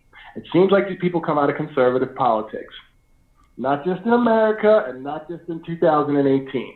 It's all the time, right? Like, it's not like it's not like wish we had. America's going to remember this one. This dude was a complete clusterfuck. Yeah, I agree. America's going to remember this one. If America doesn't remember Trump for the next generation, I'll be shocked. I'll be shocked. All right, Court. We always appreciate your analysis, man. We got to move on to the next caller, though. We appreciate you calling in, man. Yeah, man. You kind of put everything together. Yeah, man. You put everything together, man. As always, but today you kind of linked three seemingly separate things together, man. Tied it up like a nice little bow, just in time for Christmas, man. Just in time for Christmas, right? Man. Well, Merry Christmas to y'all. All right, man. We'll see you soon, man. See ya. All right, so we got another caller. We're going to invite them to the program now. 704. What's going on? You're on the air live with LTMB. This is Will from North Carolina. How you guys doing? Good, man. How you doing tonight, Will? What's up, Will, from the other Carolina? I'm good, man. I'm good. Yeah, I'm from North. I had a friend that was from South Carolina. He would always, that's what he would say to me. He'd say, "What's up, North?" But it's family, man. It's family. Yeah, yeah. I wanted to say something. I'm not sure how many people saw where Donald Trump was having that little meeting with Schumer and Pelosi, and I noticed that Schumer and Pelosi were very contemptuous of Donald Trump right in front of the world and everybody. Pretty disrespectful, which obviously that doesn't bother me, but it is very unusual. That is a very unusual thing to see, very unusual, despite the differences in political parties. You know, that's not something you would expect to see. So I just want to point out that was interesting. I think Donald Trump, there is some things about Donald Trump that I like on their face value. Obviously, he's doing those things for the wrong reason. So when it all comes down to it, there's not a single thing to like about Trump. But to watch him call mainstream media fake news, unfortunately for Donald Trump, he's pulling a Nazi tactic there. The Nazis, their rhetoric was, the original term was the Lügenpresse, and so that's the lying press, and that is what Donald Trump is doing. It's a really fascist, nationalistic ideology that he's just kind of latched on to him, really. I'm not sure how much of an ideologue Donald Trump is himself, but it's pretty interesting what's going on. Definitely interesting. I want to say this too. Well, hold on. Let me stop you right there so we can just respond to like some of the things that you said. Yeah. Just going back to the you framed it as disrespect from like Pelosi and Schumer. I didn't get that disrespect. I felt like they were just challenging him. Because at first you saw Pelosi saying that, hey, if you say you have the votes, and I mean, and she called it correctly. She said the Trump shutdown, which this would be a Trump shutdown. He didn't seem to like that, but it is a Trump shutdown. That's what Republicans don't want it. Yeah, the Republicans don't want it either. So this would be a Trump shutdown. But it seems like they were just being challenging to him in front of the cameras. Like Schumer was bringing up that Washington Post article where he had all these Pinocchios for saying that, if we're talking about how much of the border has been built and how effective it's been, it's like they were challenging Trump right to his face. So actually, I liked it.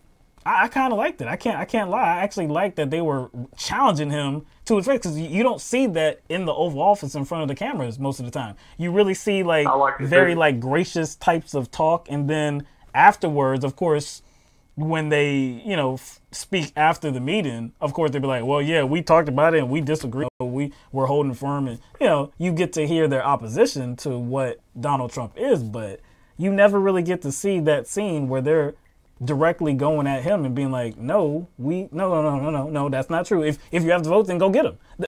Just do the vote. Do the vote. You say you have the votes? No, you don't have to. Utilizing some kind of fascistic, if that's a word, tactics. How he addresses the media and tries to paint them in a certain way. Unfortunately for Trump, I just don't think he is organized enough to fulfill like whatever fascistic goals he has. He's too self-centered.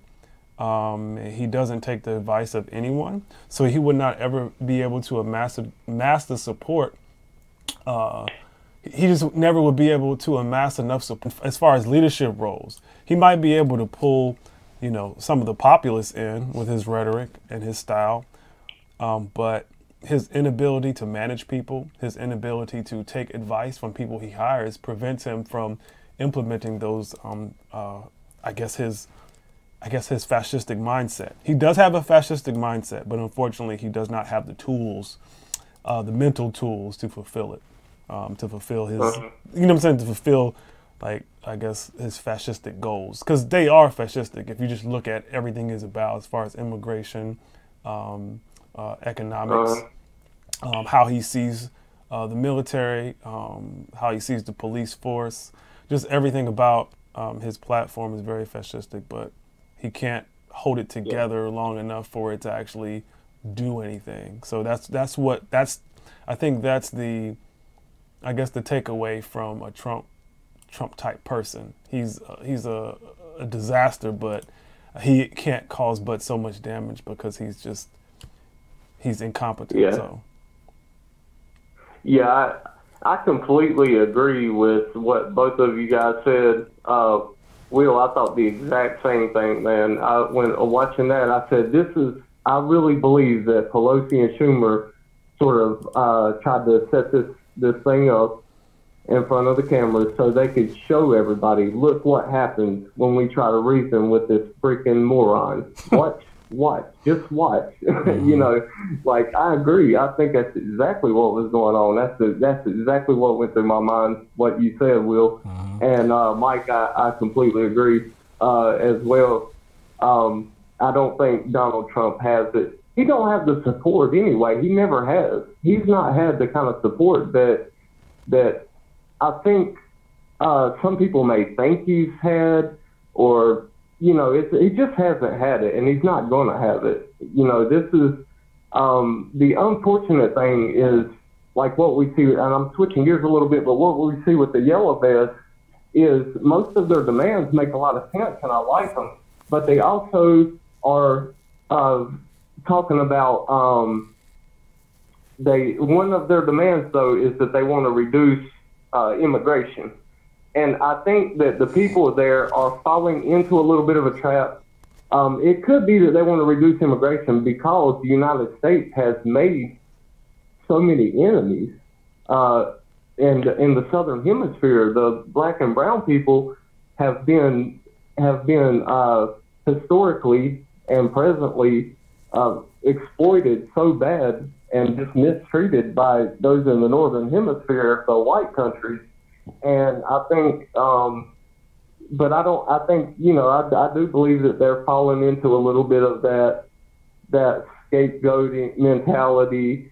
But they're not, and that's what's so interesting about it is people are sick of these elites robbing them, and they're against all that, but there's still some support out here, too much support, I'd say, for nationalism to come back, and that nationalistic fervor that can get built up in the people can become quite dangerous.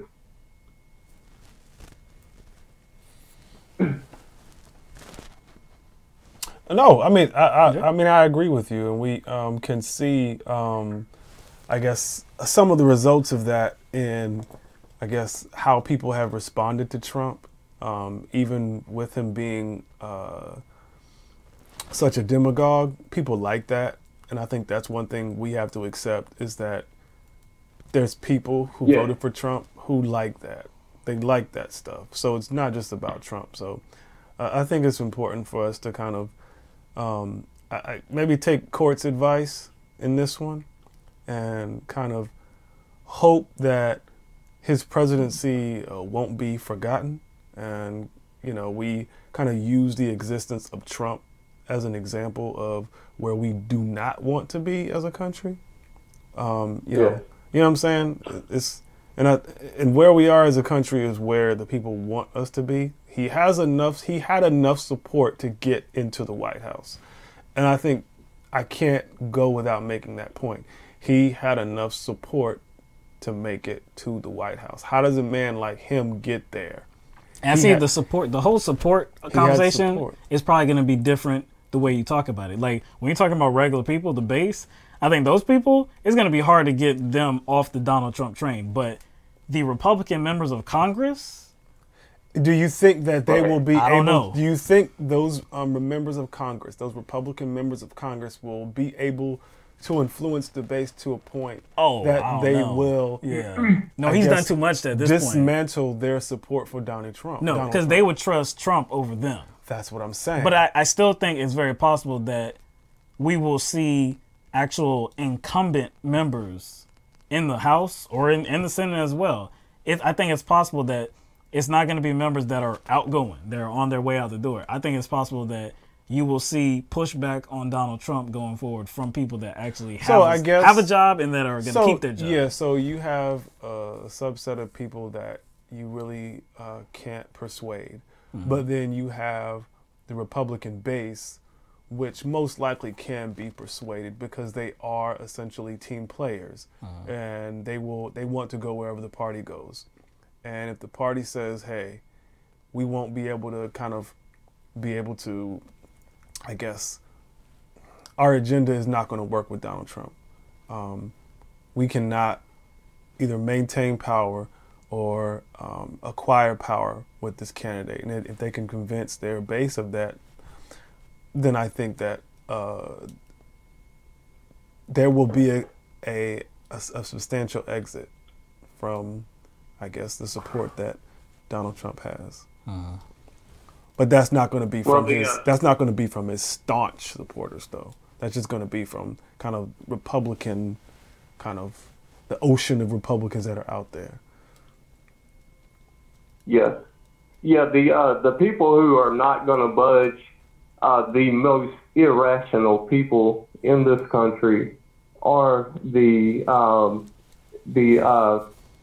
religious fundamentalists, and that's where a lot of Trump support came from. I know these people well myself.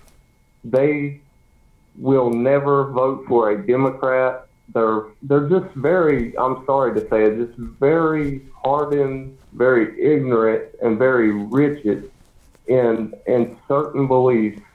And that's why Donald Trump, they played to the religious group. That's what Mike Pence is.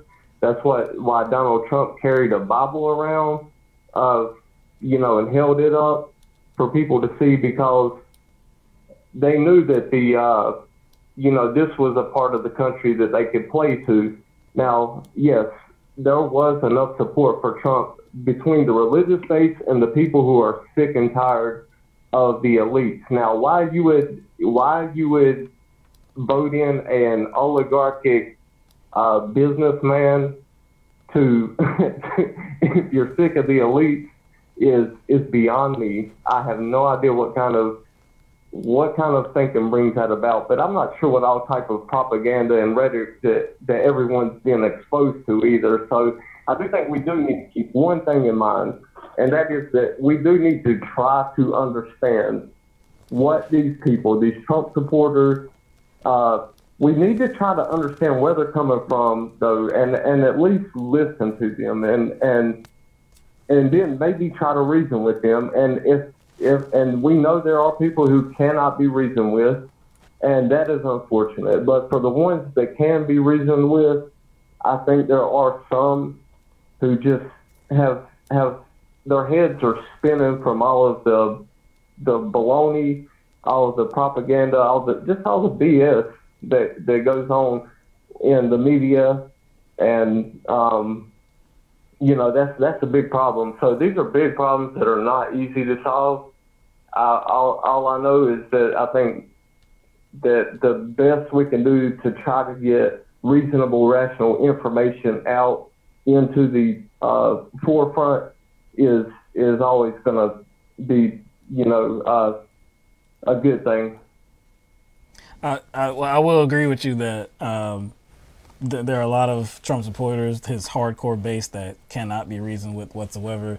I don't advocate for actually even trying, not for them, but there are some, and we know some of them because we live in South Carolina. Like, some of them are people that we went to school with, some of them people that we still talk to this day, and I think for a lot of them, like, Hillary Clinton was a step too far, and they feel like, look, I'm not going there. I'm going to give Trump a try. So I'm not going to say it's all about racism. A lot of it was about Hillary Clinton. A lot of it was about his boisterous talk, his, puffing his chest out and actually saying he was going to do something different. He's not a politician, blah, blah, blah. They just fell for it. So I think a lot of those people can be, you can pull them over. You can actually reason with them. A lot of them, but for a lot of them, nah, they're gone, and it's not like they were gone because of Trump.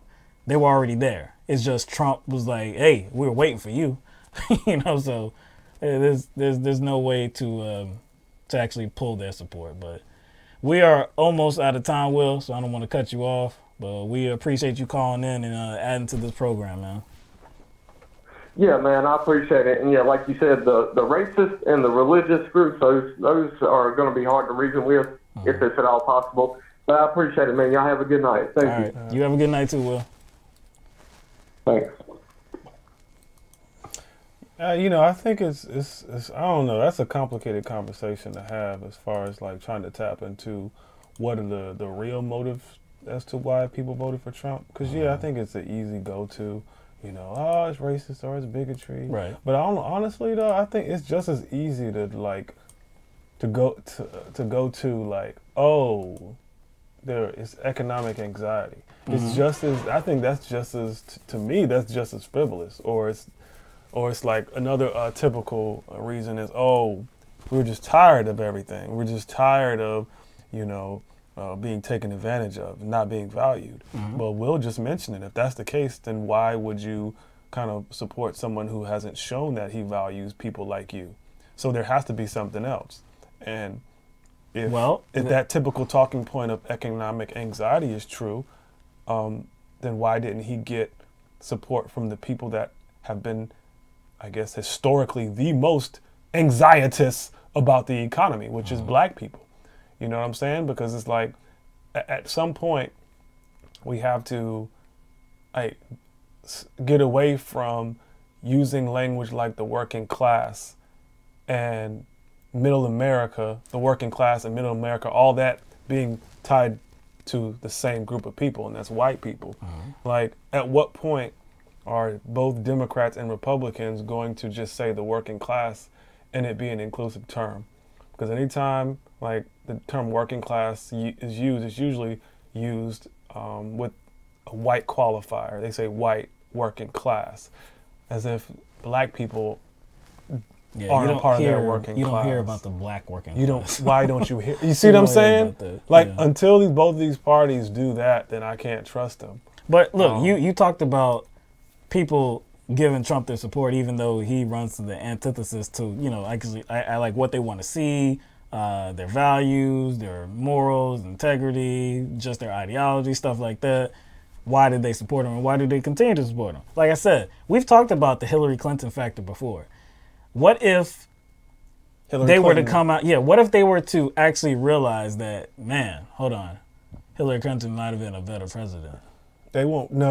I don't think they'll come to that. No way. Exactly. So I don't think they will come to that because, look, there's something that is preventing them from actually, dealing with that. Like, if they weren't in either person's camp, if they weren't a Donald Trump fan or a Hillary Clinton fan or anything like that, if they came into this like, man, look, I just want some change. I want something. But you see Hillary Clinton over there, and like, hell no, that's a bridge too far. I'm definitely not doing this. This guy right here, yeah, he's saying some racist junk, but hey, he's different. Hey, let's give him a try. Like, there's some people that are going to still hold on to him because if they, like I said, if they realize that, man, maybe I should have went with that over there. Maybe I should have went over there. That might, you know what I'm saying? It just might be too much. It just might be too much. Hillary Clinton was very divisive, man. She was the worst candidate at the worst time. And I think though, Hillary Clinton kind of gives them a pass though. Yeah, it does. It gives them a pass. Like we said, she was the worst candidate at the worst time. It kind of like gives them some cover for voting for Donald Trump. Yeah, it does. So I mean, what if it was some other candidate? These same people would have still voted Republican because not all of them. Well, I would say I think like what Hillary Clinton caused was most people to sit out. I don't think there was just increased support for Donald Trump. It wasn't like this massive voter flip from Obama to Trump like people like to tout. That's it's overstated. If you look at the voting patterns, the same areas that voted for, John McCain and Bush are the same areas that voted for Donald Trump. So what the factor is just they have the R behind their name. Yeah. But I do, like I said, I put a lot of that into who he was running up against. If this was the first time that Obama had run for president in 2016, first time he's running for president, I don't think Trump would have beat him. I really don't think. You think Trump would have beat him? No, but again, I don't think that would have to do with Republican turnout. I think that would have to do with Democratic turnout. That's because now she won the popular vote. She won the popular vote. Okay, then, so it's not even a function of either then, because it was just that she didn't shore up her campaign strategy in 3 states. So really, if we're going to talk about the fact that she won the popular vote, then what are we talking about? Because she did technically win. It's just that the Electoral College screwed her, but she knew that exists, so it's still her fault that she lost. I think Hillary Clinton covered up a lot of warts on Donald Trump. That's what I'm saying. Yeah. So it's like she gave a lot of voters a pass to go ahead and vote for him. Yeah. So I mean, I don't know. I don't know. All right. So yeah. Yeah, we need to point out. Yeah, we definitely need to point out some super chat contributors. Some super duper ridiculous supercalifragilisticexpialidocious super chat.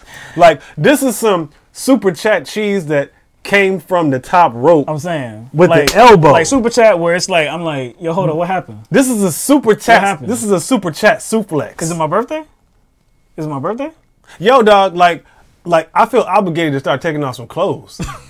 I feel like mugs is just raining. I hear a tip drill in the background. You were talking about the strip club earlier. Yep, maybe that's it. I feel like I gotta take off some clothes because of this, man. So we got Curly with the kind of hefty briefcase full of money. Yeah, like the retail price. Like, yeah. $9.99. I know, I know, right? Yeah, and then we have Aaron Barnett as well with the extreme super chat as well. Merry Christmas, Happy Holidays, gentlemen. I am pleased you are still keeping on. To the both of you, Curly, Aaron Barnett, man. Again, don't know what happened. You know, we must not be privy to some information because I don't understand what happened. To us, that kind of money, it makes us feel like I almost feel like that's like what a Bentley is to somebody who is used to driving like Hyundais or like Toyota. You know what I'm saying? That's what I feel like. Because we're not used to that. No, I'm not used to that. No, we haven't seen that ever. So December 11th, man. Did something is that an LTMB date or something like that? Like what happened? We didn't start LTMB on December 11th or anything like that. I think it was November something, 13th, something like that. I can't remember. I don't know what happened. Appreciate both of you. Yeah, my goodness. You like I said, the next mission is to get definitely a better camera. That's the next mission. And man, you have sped up that process like to extreme lengths. You sped it up. I guess they just want to, see our faces clearer. Yeah, man. So they're trying to get us to that point. Want some 4K images. In 4K. Yeah. Want some 4K images, man. No more pixelation. Yeah. That'd be good. We might be able to still use the green screen if we had the better camera. Oh, true that. Because I do think, it has to do with the camera. Even though it's a good camera, it's the best kind of webcam. You don't mean a good camera. You went too far. I know. It's the best. Well, that was kind of like I didn't qualify. I didn't qualify. It's alright. And when you're talking about cameras, it's alright. It does the job. I think it was Corey that said in the chat section about the wall. Let me try to find it. Yeah. Corey was saying what happened to Mexico paying for the wall. And that's, of course, I'm surprised they didn't bring that up. I'm saying it's like that information totally gets lost now. It's like when Donald Trump was running, of course, that's all you heard. Mexico's going to pay for it. Oh, no, they're going to pay for it. Even into his presidency, Mexico's still going to pay for it. Mexico's still going to pay for it. Trade deficit, blah, blah. Mexico's going to pay for it. All right, so we're almost 2 years into his presidency. Almost at the end of 2 years, and Mexico paying for the wall. Hillary Clinton being locked up. You don't hear that. What was the other thing? It was lock her up. Mexico paying for the wall. There was one other repeal and replace. Immediately. Yeah. Repeal, replace. But now where we are with the wall though is no more Mexico. Now we're at Congress has to allocate the funds for the wall. And if you don't do it, we're going to get our own military to do it. Boy, have times changed. Wow. Well, I mean, it is kind of showing some Trump, I guess, evolution. Yeah, I'd say because he realizes he can't have what he wants the way he wants. Yeah. Well, hey, that's what Tillerson was saying too, though. Hey, I kept trying to tell this dude that violates law. We can't do that. We can't do that. And he just kept. I guess he was tired of Tillerson being the guy to tell him, no, sorry, you can't do that, bro. You can't do that. So maybe Trump is evolving. No, he ain't evolving. Trump ain't evolving. Bug is still a blockhead. He's still a blockhead. Trump is not evolving, man. Anyway, all right, so we're gonna get out of here, but we're gonna show this video real quick. All right, so again, this is what we were alluding to earlier about the LTMB's dummy of the day. It is none other than Representative Steve King, Republican from Iowa. So I don't know if anybody knows this, but earlier today, Google CEO Sundar Pichai was in Washington, D.C., and he was testifying before the House Judiciary Committee. So we have a video for you, and Representative Steve King was asking him some questions. This is the Google CEO, Pichai. He was asking him a question involving his own 7-year-old daughter. So we're going to play this clip. We're going to talk about it.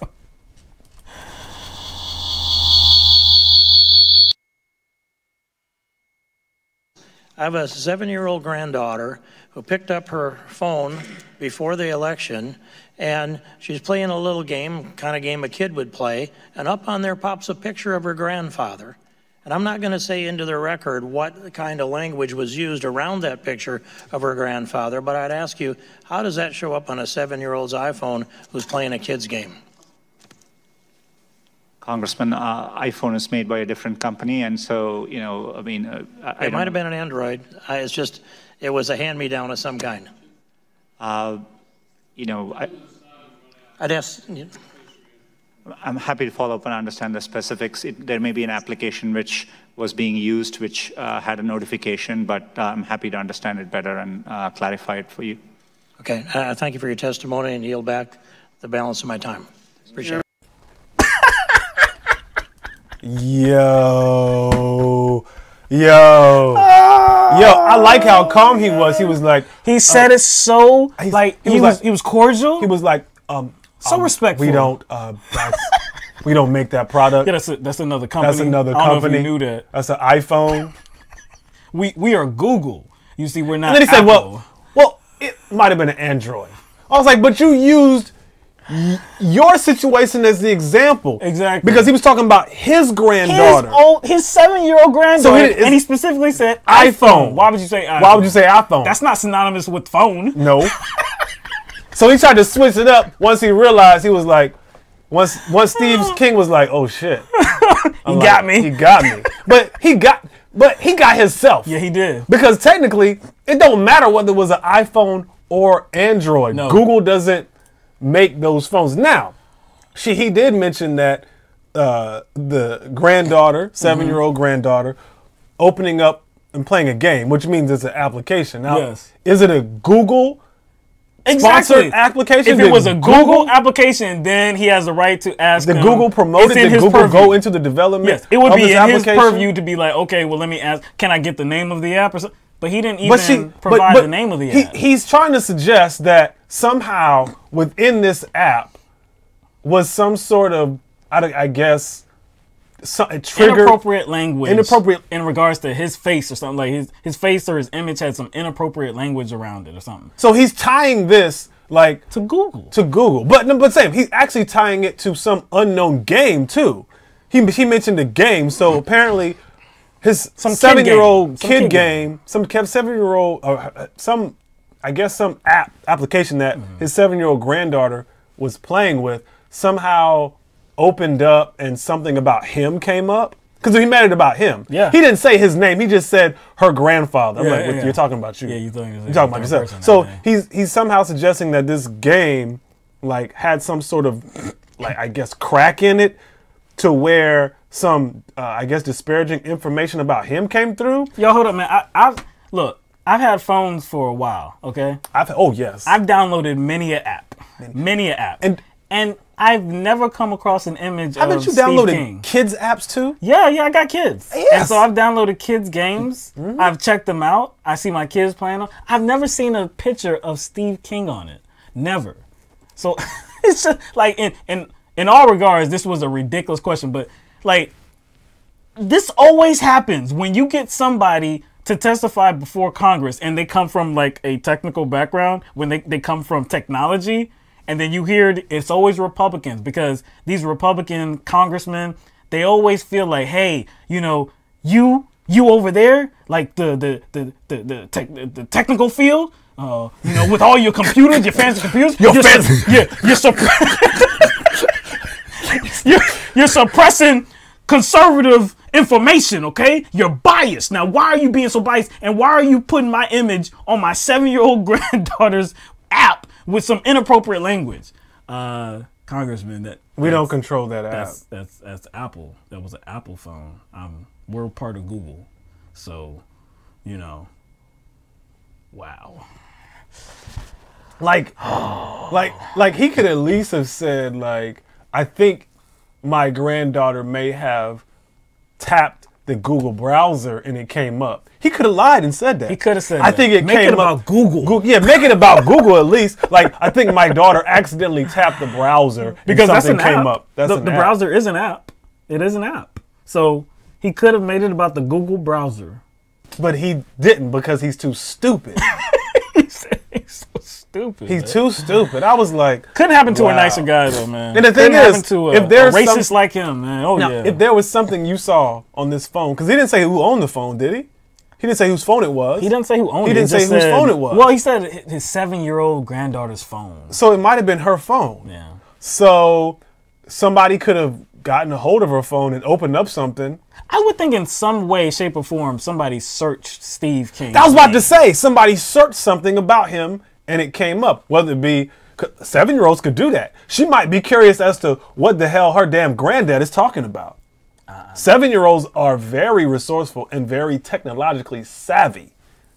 You know, nowadays, a lot of these apps do have ad content on them. You know, they want you to click on something so that you get taken to another app or something like that, or just some kind of product or something. So yeah, that's definitely possible. I've never seen Steve King. Is he that popular? I know he's a racist, but is he that popular?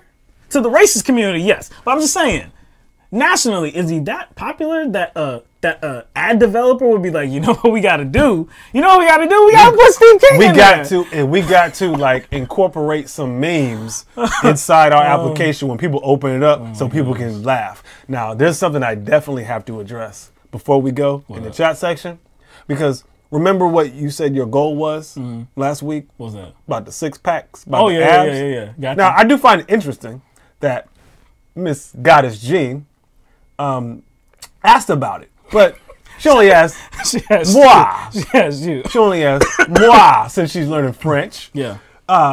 She says, Mike,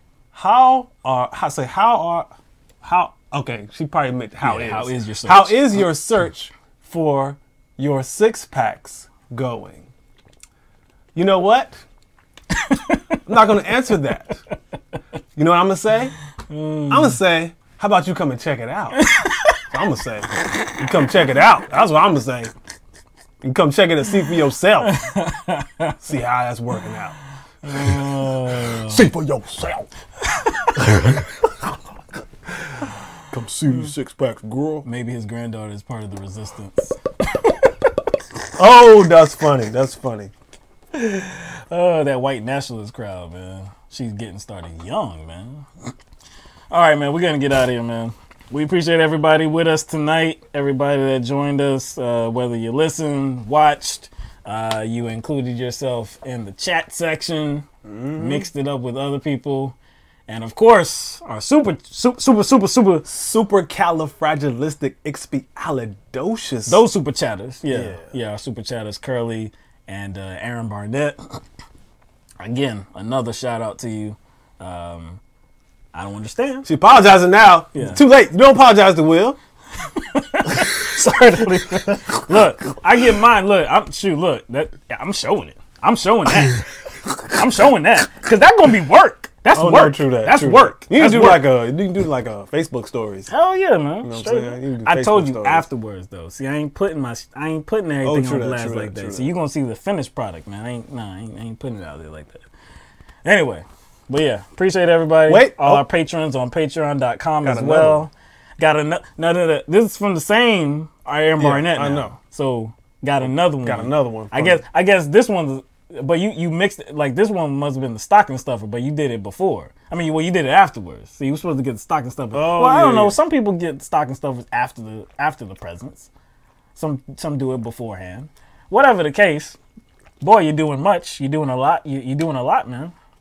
Good night, my friends. You're doing a lot here. Yeah, Aaron. man. Yeah. He must have got broke off at work. So he must have. You got bonus? Christmas bonus? It is Christmas time. You got that? What's that? You got that Christmas story? Christmas bonus? So this is our Christmas bonus right here. This is Christmas bonus money right here. Okay, we appreciate that, man. Look, we're gonna put this to good work. Moose Gal, no. We should all wear Chicago Cubs hats for the calendar. Wow. Wow. No. Wow. No. Chicago Cubs hats. She's been possessed by the devil. Wow. Possessed by evil spirit. Yo, Aaron blaming it on the liquor. Blame it on the goose. Yeah. Got you feeling loose.